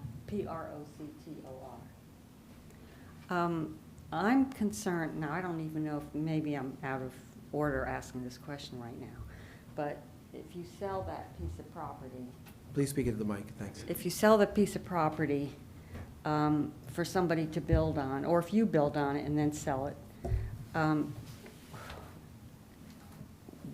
if you build on it, would it be occupied? The reason I ask, I live across the street from your other house. It hasn't been occupied in over 20 years now. Yes, it has. My mother was alive. I'm sorry, you need to ask, if you're asking a My mother question, was she can living. answer. Ma'am, Yeah, sorry. for purposes of the hearing, if you can ask the question, and if you want her to answer, she'll answer, and then you can ask Yeah. another question. Okay. Okay. So I don't look at her? Is that what you're saying? Well, no, well, you can look at each other, everybody Oh, play okay. nice, but speak into the microphone and then Yeah, I'm let her have an trying to. opportunity to answer the question. Okay. and then- Anyway, my mother was living with us at the time. She died 20 years ago. She would spend her day looking out the bedroom window, watching the construction across the street, which is your other house on Larned Road. It has been empty ever since. No one has ever lived there. So, I lived there. I lived That- there before we started the construction. My children, I lived in that house. well, once Before the we- construction, I'm Ma'am. talking about. Is Ma'am, there a ma'am, question? ma'am. I'm I'm talking sorry. about since the Yeah, construction. it's been But under I'm not slow going construction. before that. Yeah, I mean, yeah, it's yeah. like One quarter at of a a time. One at a century. time. It's not a Well, conversation. it was my turn. Excuse me, it's not a conversation, just ask, thank you. Just ask a Anyway, question. so the construction went on for a quarter of a century. No one still lives there. My concern is that that could happen again. I fear that that would happen again with this new lot. Is your question, So- how can I be assured that's not Yes. going to happen Yes, again? thank you. And that's your question to Yeah, her? yeah. And now may she Now answer the we'll ask, question? Okay. if you would, Okay, shall I sit? Okay. You Yeah, can- so I can go into 105 Larned, but I'm not building the new lot. That's not my intention. So if I sell the property, I'm assuming someone will build the house. We lived in that house. We started the renovation and construction of that house, and then with my job, I got moved to London, then I got moved to Salt Lake, then I got moved to Texas, and now I'm back in New Jersey. So that's the reason for the delay. But your But that's- your but that's husband's the also- builder. Yes. So you can't So, have. but that's Let her also- answer, please. I'm sorry, but that's also why we made sure we did the outside of the house as quickly as we could, so it looks nice, but it's not inhabited.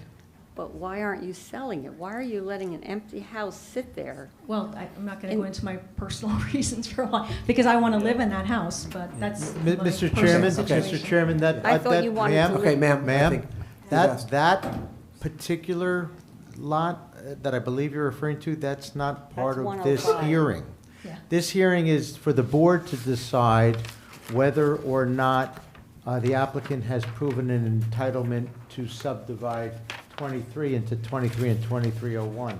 What is or isn't happening on 24 or happened before isn't respectfully relevant to this application before the board this evening. But on the other hand, if it's being sold eventually, which I assume that's the reason for this subdivision, and she builds on it, or her husband builds on it, another house, I mean, it'd be nice to have the whole family in that, I can understand that, but to have another empty house in the neighborhood just sitting there, I mean, there aren't even curtains on the windows. There's like foam or shaving cream all over the windows. You can drive by 105 Larned Road. It's been like that forever.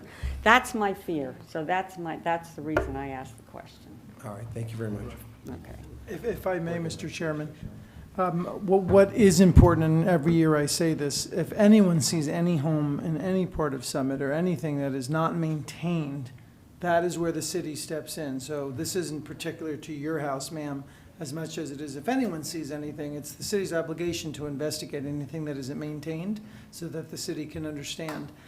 Not having curtains in a window does not unfortunately fall within the code, but if the house is not maintained, then that would be something that code enforcement would take a look at. And if I may, from what I understand, this question concerned 105 Larned, which is not a part of this As specific. we've discussed that, yeah. Okay. I think at this point, we can take final comments from the public. And then summation from applicant and any input from the board professionals the board wishes. Should we do the summation before we take them? Summation technically should be after the public After. comment. All right, we'll let the- Applicant gets the first and last word, if you will, like a plaintiff in court. There you go. All right, so again, if there's an opportunity now to tell us how you feel. And I believe I have to swear you in. I know I swore you in. So if you'll raise your right hand, do you swear to God or affirm that the testimony you're about to give is the truth, the whole truth, and nothing but the truth? I do. Thank you. And your name and address again for the Okay. record, please. Eleanor Reddington, 165 Mountain Avenue in Summit. And we have the rear yard facing 2301, and it's been very nice. But yes, trees have been cut down. There is a steep slope. Our water runs down from Druid Hill and Magnolia down our driveway into 2301. And Mike has tried for the last year and a half to deal with surface water by bringing in dump loads of wood chips and using that equipment machine you see on their property to spread it. And he has told us that that is to try to deal with the surface water, also to build up soil. So that is, that's what he's been doing, and it's effectively raising the level of the soil and backing up into our fence, which is the 4-foot fence on the back of the property, and maybe blocking up the water. So that's a concern, and I'm glad you brought up the surface water issue. So that's kind of it. Mr. Chair, may I ask a question to the resident? Sorry, May I ask a question? to Oh, the sure. resident? Yes, my one question is, can you tell me a little bit more about, is there soil erosion coming into your property, or is it just water? No, our property is above their property. So Okay. water is coming down from our property and Christina's and probably the other neighbors onto the property that's on Parkview. And there is a slope. And so- And Mike has been trying to lessen the slope by all the wood chips. And I did see the excavator. And so, Matt, my question through you, Mr. Chair, would be, Matt Delory, how do we deal with, do we get soil conservation involved in questions like that? Or how do we give residents like this, how do they solve these problems? Yeah, I think engineering. Yeah, I made a note. Okay. Because I'm not really clear on moving soil versus wood chips or any kind of stated intention of raising soil levels. Yes. So I don't, excuse me, I don't think there is a steep slope now. I mean, it's very gradual, but there was. Well, I think what she's bringing up is that anytime you start to move dirt or soil or things on, and it's a certain amount, you can begin to impact where water does go. So Councilwoman Hamlin just wants to make sure that the city, and I've made note of that, is aware that that is or isn't happening. And I'm not an engineer, so I couldn't tell you the parameters of what does and doesn't constitute what wood chips would mean by bringing them on a property, but I've made Okay. note of that. Okay, so, thank you. yeah. All right, and with all the issues, I really don't believe that Lot 2301 can support all the variances. Thank you. If I may make one more comment. Mr. Delory, can we just make sure that that stormwater drain has been cleaned at some point, the one that's right here? Can we make sure that DPW is, because the one I looked at up on a different project the other day was completely full. so- Yeah, I don't know, I know that Marie spoke to, but I'm just not clear on the ownership of that, and it Right. sounds like it was put in privately, so I just need to Okay. get to the Yep. bottom of that. And But may I I, did make a note of it, and I will definitely inquire tomorrow. may I make a comment on the comment? Is that permissible to comment on the comment? I just want to reflect that. Well, that- you can have redirect from your, Mr. Chairman, he can have redirect from one of his witnesses with respect to public comment, or if there's a representation that council can make that's acceptable or from a legal perspective. Is this a representation? I would like to ask Mr. Clark kind of a question in response to Sure, that. redirect, sure. Mr. Clark, and just so we understand from your testimony, you're confirming that there is no steep slope, and that from what you saw from visiting the site, there's no visible stream water source described, correct? Not that I observed. Thank you. Hi, again, Christina Amundson, AMUNDSON, 109 Larned, LARNED Road. I would And make you a- remain under oath, as you know. Thank you. Yes, I continue to be under oath. I'm going to address the neighborhood lore of the creek. In particular, I want to address comments that were made to me by somebody who was working on my home in 2004, who used to live in Summit, and he said he played in the creek behind Mary's house. So there may have been a creek at some point. I don't know what happened to it or whether the trees that were on the property at the time sucked it up or what, but the general concern of my husband and I, the Amundsons, as well as our next door neighbor, Brooks Wilson, who cannot be here because she's in Florida right now, at 107 Larned Road, is, I'm sorry, ma'am, I do have to interrupt you, because again, I just have to remind the board, as the board knows, this lady can testify from her own personal Okay. knowledge on her own behalf. She can't testify on anyone else's Got it. behalf. Strike Because Brooks. they're not here to be cross-examined, so just Got for it. clarification, you're speaking about what you know and on your own yes, behalf. the concern continues to be what is going to happen to, whether it's surface water or whatever you want to call it, the water in the neighborhood when and if something is done to this lot. I think that's what Patty was trying to get at, and she didn't quite get there. That is the big concern, because it is maybe not a steep slope in the particular lot, but it is a hillside, and therefore, we understand that if something gets done at the bottom, it's basically like a dam and the water backs up, right? So we've already witnessed multiple issues in our neighborhood based on one new house that's being built. And so we're particularly concerned about further water issues being created in our neighborhood I don't know how better to put it. That's pretty much the concern. What is going to happen to the water when stuff gets moved around? And frankly, I don't want to get behind the reason for subdividing this, but it seems to me if you have a single common owner and you're remaining a single common owner, you don't necessarily want to subdivide. So the sort of future is in the cards that at some point it will not remain in the single owner's hands. That's it. Thank you. Thank you. Are you ready for summation? I'm sorry, there's more. Mr. Chairman, there's one May, more. may I make a Okay, comment sorry. real quick on that last resident? The one thing I could say, and you can email myself or Matt Delaurie after this meeting. The last stormwater management plan, I think, was done in, geez, Matt, was it, I was just looking at it, 2020, I think. I think it was 2020, the last stormwater management plan. You know, if I may, I think it might be a good idea for us to put this in committee. So the committee that I run is the CAPS committee, which handles all things like that. So I think we should make that what's called a discussion action referral at our next council meeting and really look into why this neighborhood is having these issues, and we can put that in committee. That'd be great. Yep. Thank you so much. Sure thing. Our meeting's on Thursday, so we'll put it on. Okay. Can you expand it to the entire city? I have my own drainage. Absolutely.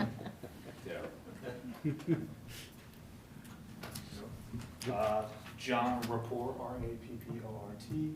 I'm at 167 Mountain. Couple quick questions, comments. I don't know who to speak first. Godspeed, all of you. If you could raise your right hand for me? Oh, sorry. Thank you. Raise your right hand. Do you swear to God or affirm that the testimony you're about to give is the truth, the whole truth, and nothing but the truth? Yes. Thank you. Please proceed. So, thank you. Godspeed. So, couple of questions and comments. I just quickly looked up Google Maps. The slope is very different than what it looks like today. So, I don't know what grounds that stands on. The applicant previously mentioned that there was no water issues ever, but then they installed a drainage on their property. So I just don't understand how that works out. And lastly, just because you've mentioned this is like court of law, once again, layman. No, I'm not you guys. So in the future, will applicants be able to subdivide their property and be 68% less than neighborhood average? Is that going to be the new norm going forward? Or is that now precedent, like a court of law? Mr. Chairman, with your permission, I can answer the gentleman's question. Okay.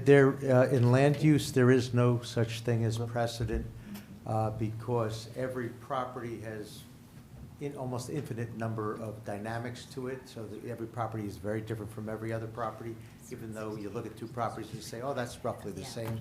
And then the characteristics, the dynamics of where the lots are, all the circumstances, and then the variance relief. There is no such thing, it's recognized in land use law, there's no such thing as the exact same case. They don't happen twice. I've been told that snowflakes all look alike, but apparently everyone is different. I don't know, I'm just a lawyer, but that's the analogy I use. So there is no such thing as precedent in land use. Every case is different. Mr. Warner, but it would also be fair to say that this would then alter the future average for the neighborhood. Well, it certainly could have an impact for purposes of, where this property or these couple of properties would end up in looking at neighborhood averages for other nearby properties. Yes, for certainly. nearby Yeah, properties, yeah. it would affect the average. That it would, yeah. Thank you.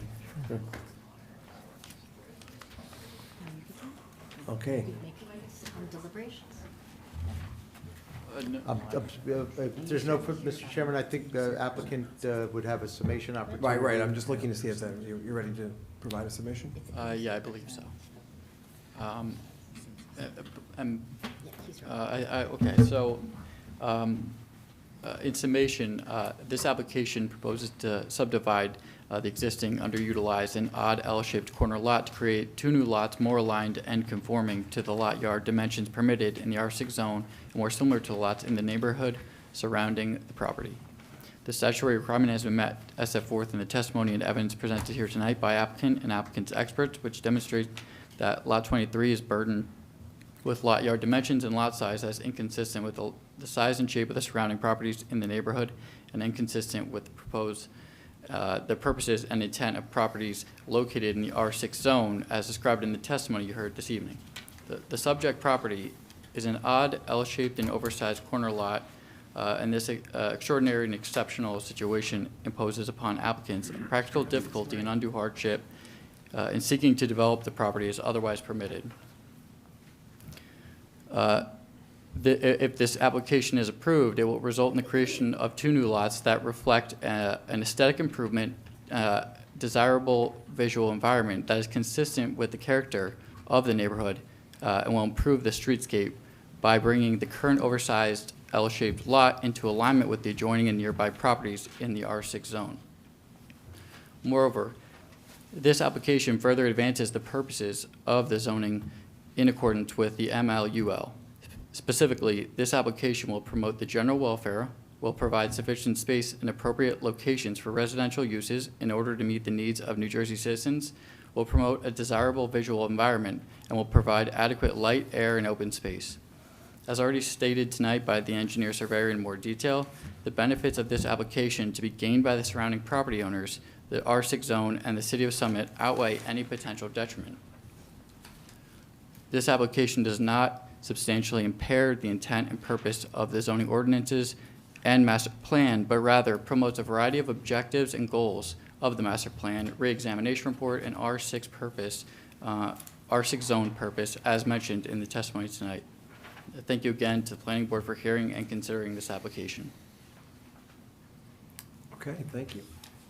At this time, testimony has been concluded, and we'll go into a session, just closed session for ourselves to discuss the matter. I invite, is that fair? Yeah, I would just, I apologize, Mr. Chairman, but I wouldn't use the term closed session or executive session. It's deliberations. I see, we moved away from executive, I moved to closed, but now. Open. All right, it's open, we're here, we're open. Thank you. Thank you, Mr. Chairman. And then anytime, I'm happy to give a motion and all the, I'm happy to go through the relief and all the conditions stipulated if and when the board so desires, if that helps. Actually, you know what, before we do this, can we get a sum total of the number of variances being asked for? Yes. The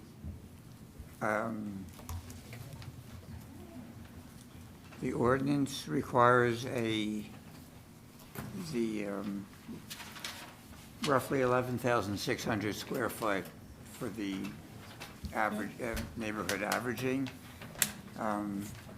Proposed lot 23 is 7,880 square feet, and lot 2301 is 9,923 square feet.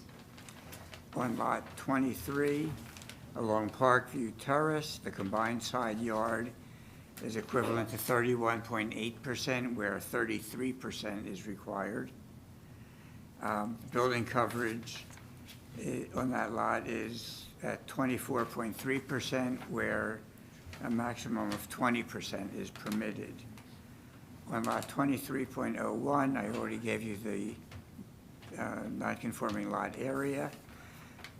The lot width averaging on Parkview Terrace is a little less than what's permitted. They're proposing 66.62 feet. I think the side yard issue has been resolved because they have agreed to move the line 15 feet off the property line. And I think that's it.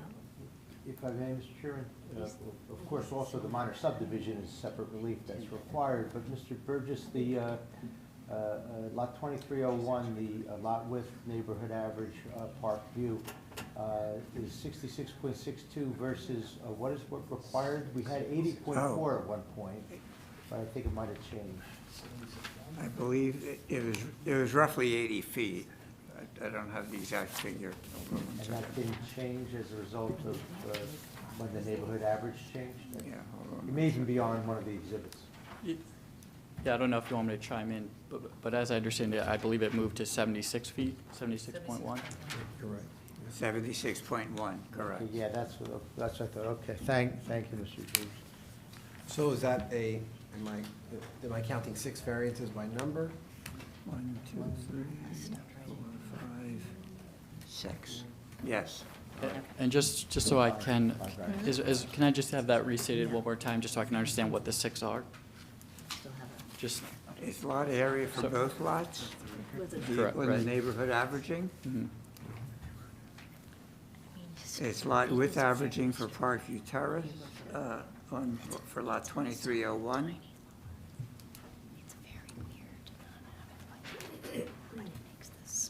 It's the combined side yard along Parkview Terrace for lot 23. And it's the building coverage for lot 23. 5 variances and 1 minor subdivision. Oh, just 5? Well, there was no frontage?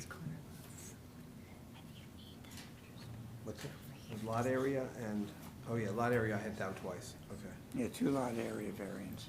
Oh, there's 2 lot area variances. Yeah, so for that's- each individual lot. Right, so that's a 6. Yes, that's the 6. Okay, thank you. Well, I believe that would be 5. It'd be the 2 for the lot area for each lot, and then lot width for lot 23.01. Yeah, I know, right. Combined side yard for lot 23, and then building coverage for lot 23, which would be 5. Okay, Yeah, it is 5. all right, 5. Now, having said that, recognize that, and I believe there is case law on this issue, that the number of variances. It's not as important as the Correct. significance of them. Correct. And the proofs provided, Mr. Burgess is right again. I'd like the written transcript All right, signed. so And framed. So before Mr. Warner compliments Mr. Burgess again, do we have any, does anyone would like to make the first comment or not? I just have a quick question. I'm looking at the ordinance, and I think this is the correct one, in the DRO for grading and drainage.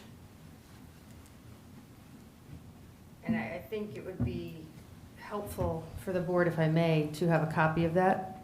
I think there's some really important things in there that we should all be thinking of.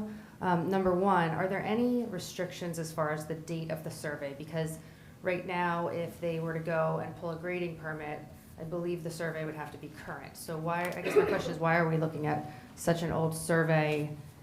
And if stormwater and drainage is a concern of the residents, then why wouldn't we make that a priority to have an updated survey? I know it's not too old, but 4 years? No. If this is subdivided and someone goes to build a house, a new survey would be done with topography and tree locations and any of the other elements you would need for permitting. And then that would be submitted. So there'd be a new current survey done that has more information on it than what this is a boundary survey. And all of that would be thoroughly reviewed and analyzed the way every permit application that happens in Summit gets done. Would the applicant allow a condition of approval that a survey be prepared? I mean, sure, because it'll have to be anyway. Okay. And then also, is it accurate to say that the city engineer could, would this be an exception for him or her to not approve, that he could waive the grading permit, I guess is what I'm asking? Because what I was reading in the ordinance was that they can sometimes waive a grading permit for a subdivision, but if it's 1 or 2 homes, that wouldn't be the case? I think that is referring to when there's a building being put on that subdivision. Right now, they're not asking for anything to be built on it. So when they, and I think he testified to that before, that if they were to come back and put even a conforming building on there, they would have to capture all of the water on it. So right now, they don't have to because there's nothing being proposed. They're just actually doing a subdivision on it. Thank you. Any other comments? Yeah, if I could have Joe just explain, because I think what I'm hearing is a legitimate concern about the future of water management, which is very real. And obviously, the decision we make to subdivide does open a door, and that is it creates another lot, which then we can assume then creates more development. So if you could, as the planning board, to Marie's point, that is being asked about a subdivision, what our purview is on deciding that versus what future development could happen there, so we're aware that we make the decision on the right legal path, if that Okay. makes sense. First of all, as we have already discussed, we did talk about the fact that because they're asking for certain variance relief, that you are entitled to make some adjustments. One of the ones we spoke about was the 15-foot setback from the easterly side yard. That will shrink the building envelope so the best width of that a house can be placed on the site would be a maximum of 42 feet, adhering to that 15-foot on one side and 8 feet on the other. If you were to approve this subdivision, that ends your responsibility with this property. However, when they go in for a building permit or file plans, the building department would then take over the process and do the evaluation with the town engineer rather than Colliers. But the same kind of review that Colliers would do for you, the building department would be doing then for the applicant, analyzing, the water issues and the slope issues and all the other issues that you typically would be reviewing. So the fact that it would not be before this board any longer doesn't mean that a full analysis wouldn't be taking place internally in the municipal building. And if it's determined that there is going to be a variance required based on whatever reason, their plans required it, it would then go to the zoning board of adjustment and they would seek relief there. So that would be the process and the manner in which the application would be reviewed. And you sit with the zoning board. So if they were to ask for a variance, they would end up being reviewed by Colliers. Other than the easement, because they're seeking a variance, what other things do planning boards put on applications? I know you'd mentioned the easement, which we have put as a condition. Yeah, from my planning perspective, that's probably the most significant one. By shrinking the envelope, it forces. Right, shrinking the envelope.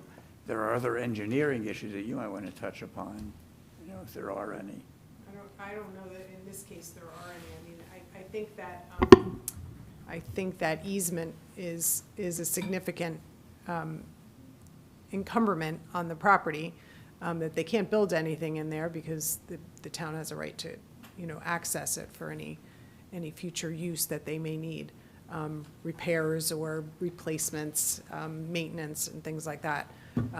I think that, to Joe's point, I think that reduces your footprint on there. And I think it's also important to remember that when a building goes on there, because there's nothing on this property, they have to manage all of the stormwater on it. They have to manage all of the stormwater for all of the impervious coverage that they're adding. Whereas when somebody comes in for doing just an addition, they may, if they trigger having to put in some kind of stormwater, it may be only for a small portion of that property, and you're getting more stormwater management on that future property. But Marie, fairly or unfairly, right? They're not proposing development on the site as part of this application. They haven't conducted a perk test, for example. Correct. So we don't know the ability of the site to accommodate stormwater management as is traditionally kind of understood. That is correct. And that's a bit unfair because I'm sure we'd all like to see actual development in addition to the subdivision. But I don't know, Mr. Warner, what standard should we guide ourselves by? Assume the worst, assume the best?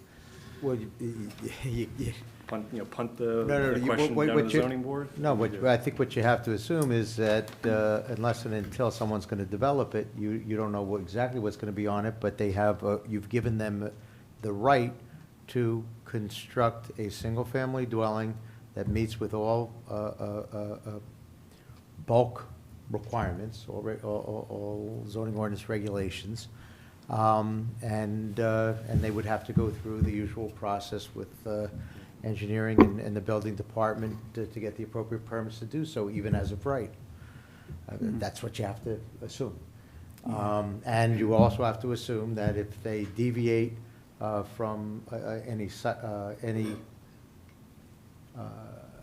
regulations, particularly zoning ordinances, they're going to have to get the appropriate relief from the appropriate board, which generally would be the zoning board of adjustment at that stage. Do you think we can judge there's a greater likelihood that variances will be sought if and when development proceeds on a subdivided lot?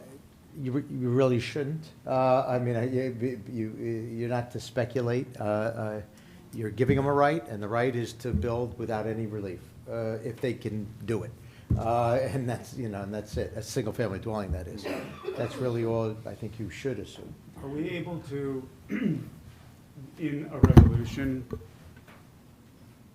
clearly articulate concerns that we have with what may happen in the future, given it's not going to come back to this board? Well, you can, we're pretty detailed in our resolution. We might even be accused of being too detailed. So I think the concerns are going to be expressed in the findings portion of the resolution and the recitation of what occurred. But I don't believe you can put in conditions, we're afraid of this, we're afraid of that. That's not really a condition of an approval, if that helps. If the board's really concerned and we feel like we're more familiar with it because we're giving the lot line, I just checked with you. It appears that we could request as a condition that any variances that are sought in either lot or both lots could come to planning board instead. Well, I guess a couple of things. One, certainly we could never handle a D-use variance, because we don't have that jurisdiction. But They're not gonna assuming we're change the talking use. about bulk regulations, the first thing I would do is ask applicant's counsel that in the event there is an approval, with the applicant stipulate to jurisdiction remaining with the planning board for purposes of any development on proposed lot 2301 that would require variance relief. For both. Assuming it's not D variance relief. And I don't know if, Mr. Burgess, you want to weigh in on your thoughts with respect to the ability of the board to accept such a stipulation. I'm troubled by it, but I have seen other boards do that because the application started with the one board, the planning board. It's more often the case with site plans, Yes. frankly, under a case called Pulio in particular. But Can I just ask Mr. Burgess what troubles you by that? The way Just so we can understand. the way the municipal land use law is structured, a single-family dwelling application that requires variances goes to the zoning board of adjustment. so long as it's, not a D-use variance, so long as you're Correct. not trying to put a factory on the residential lot, but yes. I have seen some boards and some attorneys allow an applicant to come back to the planning board where there was a subdivision of property, because this board is the one that's familiar with the application and the property. I'm not sure how proper that has been, but I've seen it a number of times. It's only common sense. Common sense Don't and assume land the law use is law always going don't to comport always. with common sense, but nevertheless, if it's stipulated to by the applicant, I don't know if it is or it isn't yet. I We're waiting, have a we're waiting follow-up to question find out. For Marie. Board members, Mr. maybe we want to hear if the applicant Oh, will sorry. stipulate to it. Applicant is agreeable to stipulate Amenable to to that. stipulate? And that would be for both, development for on both 20 lots. Both. Okay, 23 and 20.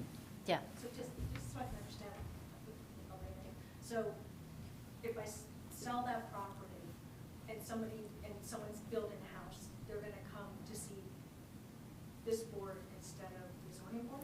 Is that- Only if they're not complying with the existing zoning. If they have a right to build something, but the second they exceed that and have to be heard for relief by a board, the consideration is that it must come to this board. Is that what we're, that's the Except- stipulation that's being. For the, an Unless we're- FAR variant or any D variant. Any D D variance, yeah, and It's not gonna this be a D. condition that's being stipulated to, if it's still being stipulated to, it's my recommendation to the board that it constitute a deed restriction. In other words, it be recorded in the county clerk's office so that any subsequent purchaser is on notice of that requirement that they have to come to this board rather than the zoning board, whether it be the entire resolution or simply a deed from the property owner to themselves is normally how it's done.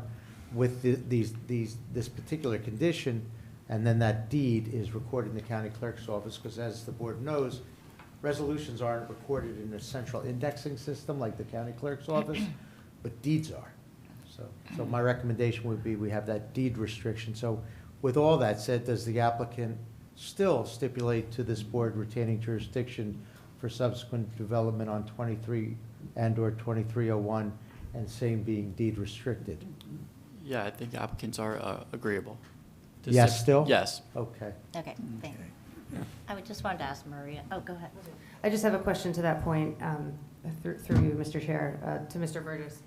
If we were to run this scenario, so we have a similar situation going on in the city right now where new building goes onto an empty lot, it's conforming, so it doesn't have to go to the zoning board for stormwater management, it goes through the typical construction process, but what we're finding is that that area just simply can't handle the water, and the resident below is now, underwater.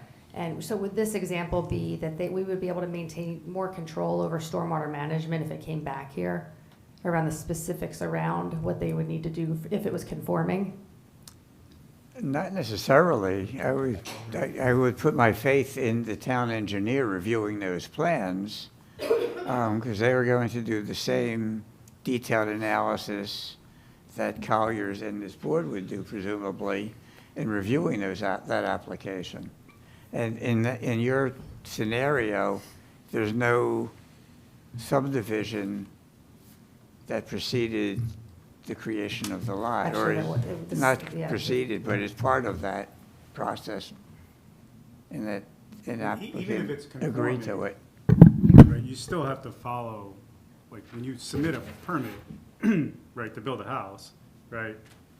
The engineer is gonna wanna see a grading plan, chances are, especially Correct. given the location near Mountain Avenue. Yes. And even though there's not a steep slope by definition, seems like there was one at one point. And then, based on that, right, whether dry well or some other system, or it seems like you could even tap into the city system since it's right there, would need to be, whether or not there's if it's conforming or not conforming, comes back to whether it's this board or zoning board, right? Exactly. A zoning permit would be required. The Yeah. challenge on that particular case is that, let's say, engineering approves a plan that will actually address the water.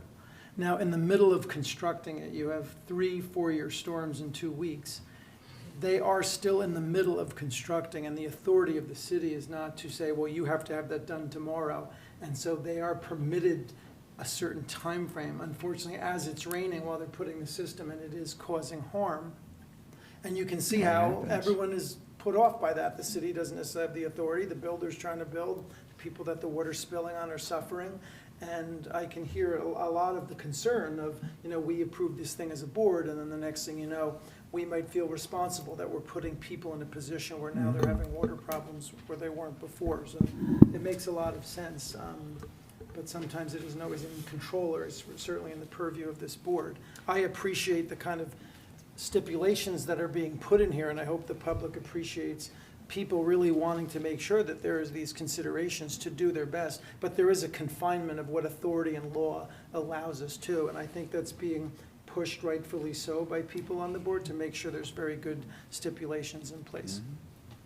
Can I ask Marie one more question? Okay, so it seems like there's some current issues somewhat happening on this lot because the owner's putting chips, and it sounds like there's maybe some conditions. And there's also, as Mr. Formicelli pointed out, that drain. So maybe there's some drainage that's on this lot already.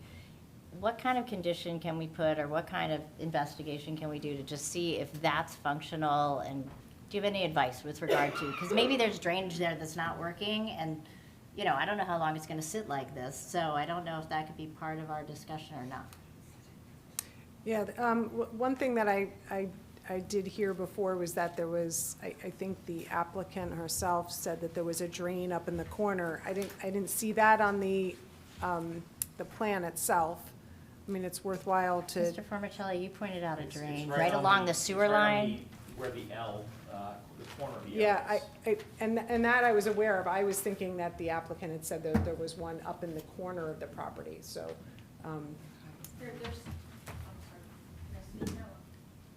If you could use a microphone just so people could hear you. Grab the Bob Barker version somewhere. So there are two. So this is what I had mentioned. There was, again, we've been there since, I forget, when we moved in, we lived in Larned. So when we started the construction, the renovation of Larned, we put in two water, whatever, what do you call it? It's just, not the sewer, just water, connecting out to the street. So one is on Larned, in the corner of 105 Larned, the back corner towards Parkview, that back corner. And then we put one in Parkview.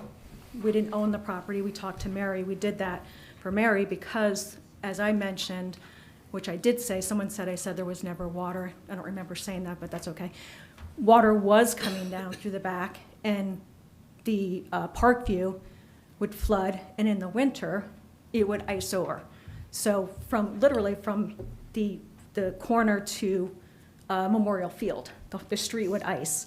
And so Mary and Paul were getting, the city was coming to them to deal with that water. The water is, as Christine and others said, actually coming from up above, right? So Mary and Paul were the ones getting the water and having to deal with it. So when we did Larned, we put those two storm drains in to capture, the water and help. And then, when I was saying, there's not a water, I'm not seeing like a stream of water coming down in that, in what would be 2301 right now as it exists. And obviously you'd have to deal with that with any building, but so there are two. There's one at Larned and there's one Mr. Chair, we're in coming- Parkview. I think we've reopened the hearings, haven't we? Yeah, I think Oh, we I'm did. sorry. With Mr. Clark and Okay, Ms. we've, Fallow. okay, we've answered. Oopsie poopsie. All right, So I think we let's might stay be back and pushing not the ask any envelope of more our of those, but, deliberations. So, all And right, we're so- also at 11:20. Yeah, I think 15. it's time to, I think we have enough information now. Can I just make a quick comment? I don't mean to. I was reading the city drainage report from 2020, and the one thing I think it is interesting to say is that we did do work, and it does say on Parkview Terrace, street flooding and ice hazards exist in the block along Memorial Field and near number 41 and 42. Properties along the south side have groundwater issues. This project was completed during the winter of 2010, and then if you look at the bottom of the drainage report, it talks a lot about Tulip to Mountain and to Laurel Avenue, and it says, due to significant groundwater, ice accumulates at the curb line on Tulip Street between Mountain Avenue and Laurel Avenue. Existing storm sewers are on Tulip a few hundred feet away, but I think it's important to maybe just take a breather and look at some of this information, because the city may need to, I just think it's important to look at all of this information and the things that the engineering office has done, and maybe we can all come to a solution that makes sense for everybody. Just my thoughts. So are you suggesting that that the board should carry this application pending another report? I mean, or- considering that it doesn't sound like we're building anything, what's the rush? I mean, is it gonna hurt to, I'm not sure how this all It works. may help the but- applicant to have a resolution. Right. Accept approval with the conditions, which may be helpful to hear, Okay. or a denial potentially. Yeah, and it may be, and I'll defer to our real experts, our engineer and planner, but these other issues may have more to do with an ongoing circumstance than this particular application before this board, which we're obligated to hear and decide. So, if it's an ongoing stormwater issue or governing body issue or city issue, that's something different. Yeah, Related, but different. I was kind of going along with that, Yeah. idea that this seems like more of a global problem, especially reading what you just said, and I was kind of looking at where those roads were. I'm like, well, that's more of a global thing, and honestly, this is down at the bottom of the hill.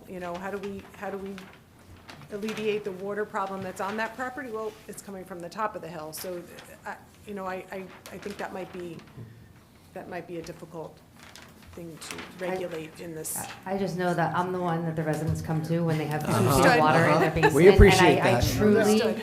I get these calls all day long, and I take it very seriously. I'm dealing with 3 or 4 right now that Mr. Clark surveyed last year, and I'm dealing with some massive issues from all these rainstorms, and I take it very seriously, and I just ask that, would it make sense to take some pause, and I feel passionately about that. And Well, it's up to deliberating, the board, but I think it might be a global issue, and it might, Right, I not don't know be that it's fair to specific this applicant to application. hold up the decision tonight. I do think that we have heard that any application to construct would certainly require stormwater management, and that's our responsibility. That's the city's responsibility to provide that. We're imposing a series of restrictions, and from the easement to what else are we what else are we asking in terms of concessions? Well, in addition to all the conditions set All the forth in all the conditions, yeah. various reports and the easement, should the city so desire, with respect to 15-foot wide easement along the east, thank you, and South. along the rear would be, well, at least 7.5 feet from the center of the sewer once it's located. We also have a stipulated condition of a new survey being done, was agreed to, or offered as a stipulation, and we do also have a stipulation that the board could retain We retain jurisdiction jurisdiction. for any further development on proposed lot 201, if there's a grant of subdivision approval and associated variance relief, and that would be a deed restricted, so that any and all successors in title would be on actual notice of that requirement, of course, The in applicant the absence of agreed a to D both variance. lots. Steve, we saying the applicant agreed to have that restriction on both lots. Both lots, I'm sorry, did I, Yeah. yes, both lots, I'm sorry, I said Yes. 20, yes, 23 and 2301.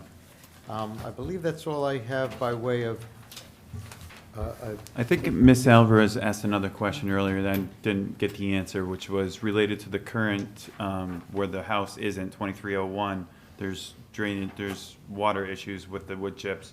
Is there anything that can be done in terms of sending somebody over there or remediating that, and can that be looked at? Is that, well, I think she was asking. I'm sorry. I guess I could, work with the engineering department. to No, I find mean, out. I'll let the engineering department know. It's probably on their radar, but that an investigation should take place there. In deliberating with my fellow board members, looking at it even from here, to have a very large L lot in the middle of a neighborhood, that clearly the lots used to line up in a very normal fashion. It is the subdivision itself seems like, from an experiential streetscape, walking down the street, having this weird lot that's empty is not in line with the neighborhood. I agree. So just in deliberating in the subdivision, to have an appropriate house built there would probably create some wholeness Overall that benefit, yeah. would probably benefit the entire experience of the neighborhood personally. Agreed. Not to negate the water issues that, as Paul Stern pointed out, would have to go through an engineering process and through anything to be built. So I think the concessions that the board put forth in combination with that would lead me to vote in a certain way. If anyone else has any comments, I'll otherwise entertain a resolution. I'd just like to Motion? offer just, some quick commentary. I think at least as presented here, two things I would just say as headlines is there's great potential in what is arguably 2 lots here, in its developed form, I would argue. Also, that we've been working awful hard here, and there are many, unfortunately, underlying questions for the ultimate developed lot, which again is not exactly under consideration here, but I'm left with concern that with the concessions that are necessary, the variances requested specifically around the neighborhood average calculations, the total side yard minimum, the building coverage maximum percentages, just to simply subdivide, that the practicality of building a conforming structure on 2301 in a future state, while it is possible, the dimensions will not allow for it, what have you, I'm concerned that the substantial sanitary sewer encroachments are going to restrict the ability of a future owner, or potentially the current owner, to build something that not just conforms, but fits the character of the neighborhood. And I think on reflection of, if you go into the DRO, under the R6 zone, an excerpt from the purpose of R6 says, a compatible relationship between new or expanded houses and traditional neighborhood houses that reflect the best of the neighborhood character, particularly in terms of scale, siting, design features, and orientation on the site is encouraged. So whether it's here before the planning board or potentially the zoning board, whoever gets the good fortune, I think a subdivision with a development application would address all of these questions and more, and really ultimately win the support, I think, of neighbors in the community. So unfortunately, in its current form, I could not support the application. But she doesn't have it. Any other comments? Often in the past, that's what we would get when we got a lot line. We would Often get the whole We would get the whole project. application, we would get Yes. something to look at, it's Yeah. true. So it's not a bad idea. But on the other hand, if this is gonna be off in the future, I don't know if we can require that, or if we, I don't know. Yeah, I agree completely, Steve. I think Steve makes some great comments, and I think that when you, and like Matt Delory said, you know, it seems like the lot does make sense to have a house on there at some point, because it's an empty lot right now. So, but I do think if we can get the public buy-in and solve some of these stormwater management issues, then I think that would be really great. I just add that I think some of the, not knowing what's being built on 2301, and just to repeat what's been talked about, and the limitations around some of the variances that are being requested, put us in a precarious position as board members to approve this based on everything that's said. And I do think that I wouldn't want to be standing behind something that could potentially harm neighbors and things like that. So I probably will not be supporting this as is. Mr. Chairman, if I may appropriate, I think that in speaking with applicant, we'd probably like to seek to carry this to a later hearing date to better maybe assess some of these concerns, so that what we put forth is appropriate and taking into account concerns we've heard here tonight. What sort of proofs are you thinking of providing at a future date? Perhaps, or maybe adjourning is more appropriate. I think just to consider a little more, perhaps the grading or, some concerns that were raised here. I think we've put an awful lot of time in tonight to do this. Thoughts? No, I mean, I think we've heard arguments on both sides. I think if the applicant is willing to adjourn in a way that both sides might find satisfaction, peripherally, we feel like the subdivision makes sense, and at the same time, things that Steve said also make a lot of sense. And if they are willing to address that and come back, I think that could be a middle ground that could be supported, in my opinion. And I would leave it to my fellow board members. I'm agreeable. If we can find a middle ground. Is any other thoughts on this? We okay? I don't know. Anybody? I feel like we've put a lot I'm of agreeable to, if it's permissible, I'm agreeable. I would say there's nothing to prevent them from coming back in the future at some point and trying to readdress this. I mean, I just don't think we can warrant anything here in terms of how we're going to. Yeah, I'm not sure what we're going to learn. Depending upon how whatever that is that comes Well, back. let's say to Mr. Spur's point that they do in fact decide that the subdivision with more detail on intentions there could shed more light on the concerns that are being raised and the holistic approach of all of that, that might lend itself to a more informed decision. Good. The board hasn't voted yet. The hearing was closed, but the board nevertheless, not having yet voted on the application, can allow the applicant to adjourn and carry. I understand the concern, you're wondering what, if anything's significant is going to change by way of proofs or modifications to plans, but we could find out.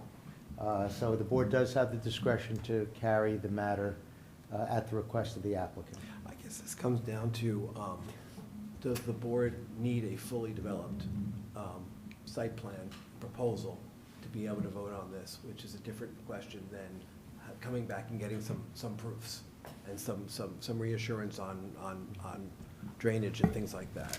And So- if and when we come back, of course, everyone, we continue the hearing. Everyone has an opportunity to question all witnesses. Everyone has an opportunity to public comment again, et cetera. At least on the new information and the, new testimony and modifications.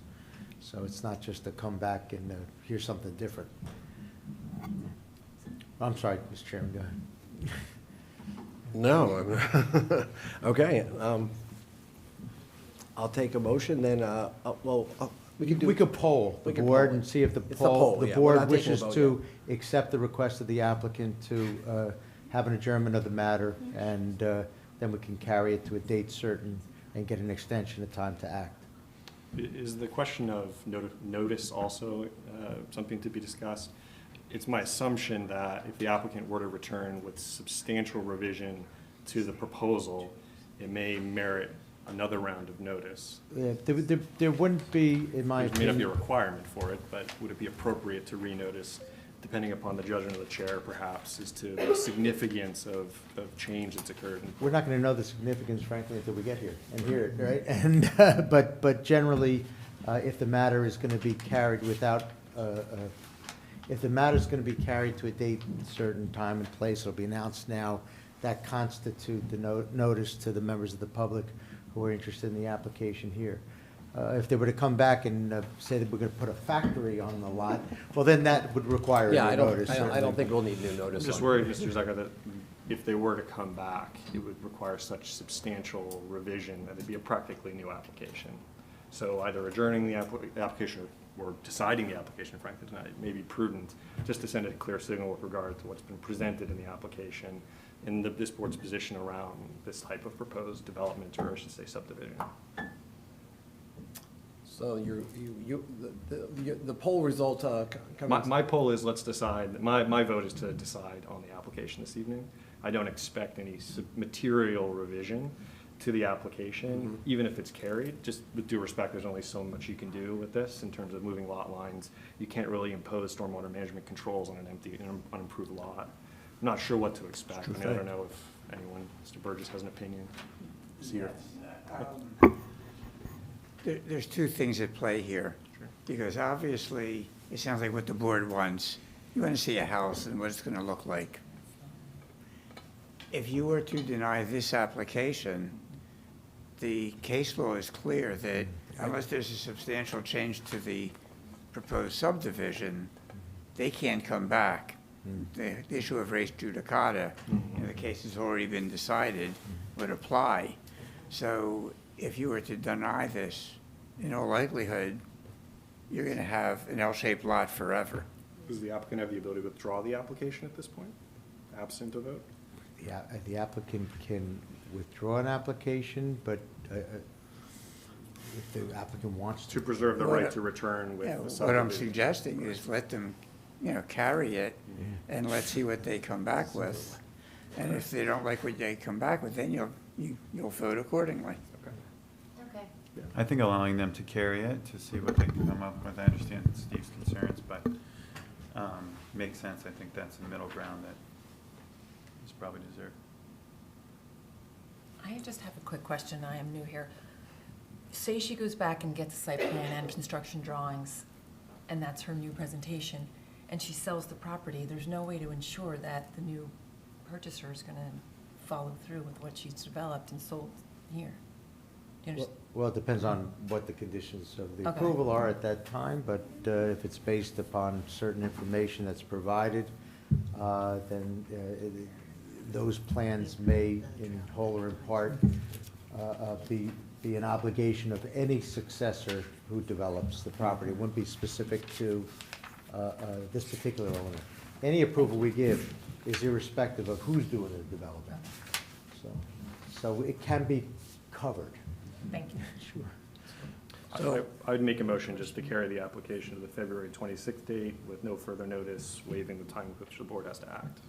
Well, yeah, the only thing I would say is it's at the request of the applicant, and we could figure out date, time, and place, and they could give us an extension of time to act, but yeah, that's effectively the same thing. My question is, will the public be re-noticed then? No, this is the notice, we're gonna announce it once we have a date. Okay. It doesn't have to be re-noticed because we're carrying the same application. But the board has an opportunity to put in a re-noticing if the chair or collectively we want that, correct? Yes. Conceivably, you can ask for that stipulation or require it, but again, we're not gonna know what the changes are gonna be, if any, or what additional proof there's gonna be until we get here. But what we're doing, let me try to keep it simpler. What we're doing is we're carrying an application, this application. When you carry an application, you don't require the applicant to renotice, unless they're gonna carry it for 6 or 8 months, or they're gonna do a new application. So if we're carrying this application, and the notice is the announcement, once we get there tonight, hopefully, to a date, time, and place, and they hear it, and that's the notice. I'd like to request that we re-notice the neighbors in this instance, because they may take them 6 to 9 months, and, new people move into town, I and think, some of the people weren't here. I think we're picking a date that might be in February. I don't know if that would be enough time for the applicant. Well, let's find out, Right, yeah. okay. I think at this time, it would be helpful if maybe we could confer and have maybe discuss an amount of time that would be appropriate. I'm not sure that a month might not be enough. If we need to re-carry from February to We can carry today, again, we can. yeah. We can carry We again. can carry meeting to meeting to meeting. What if we say if it's carried until X date, no notice? If it's carried beyond X date, they need to renotice? And say, I don't know, 3 months? Okay. I like that, and I think that could be a standard. I think the challenge here is that in the new world we live in, the last thing you want to do as an elected official or somebody who represents authority is to have a resident come to you and say, I just didn't know. Now, at the same time, as a resident, it's your responsibility, and the law does allow us to do it, but I also feel that in some level, you do want to have, when the decision is done, to go to bed at night knowing, like, look, we did notice. Will the applicant It's put on- stipulate to renotice it? Yeah, I don't think we have an issue with that. Okay, the applicant stipulated to renoticing even if it's in 2 weeks, or 4 weeks, so we're good.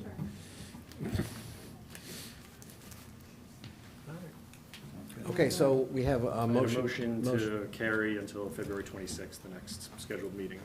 And just to clarify, we would be able to carry past that again if we feel that a month is not long enough, correct? Right, but you're doing it with a new notice, so we're not carrying without further notice, we're carrying to February 26th, 7:30 PM, right here, with new notice. So the members of the public are going to get a new publication notice and a new personal service of 200-foot property owners, because you just stipulated to that. Right, but However- you're selecting February 26th. If they decide to carry, but then decide that the, I don't know, March 3rd meeting is acceptable, as long as they notice, it would be them telling us what meeting they'd like to Yeah. get on. We the can then agenda. carry it on February 26th to March whatever, or whenever we want. And they have until at least 10 days before the meeting to really know whether they need more time or not.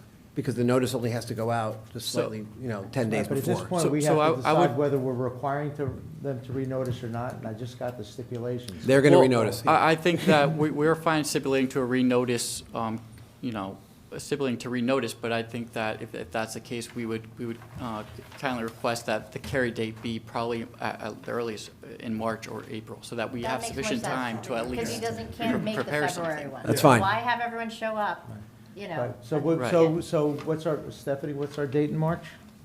The 25th. Okay. Is that what you're requesting? The 25th? Yeah, that's, Okay. And the board's accepting that request to carry with further notice to March 25th? Okay, Is that correct? right. Steve, you put a motion up? Do I have Yeah, March 25th, carry with notice. With notice. do we have a second? Second. All right. Chairman Zucker, Yes? Well, it's, all in favor is fine. We don't have. All in to- favor. but it- But it won't count Board Member Bowen with all due respect, because it's alternate. So voice vote, it's just a voice vote for the 9 members. All in favor? Aye. Okay.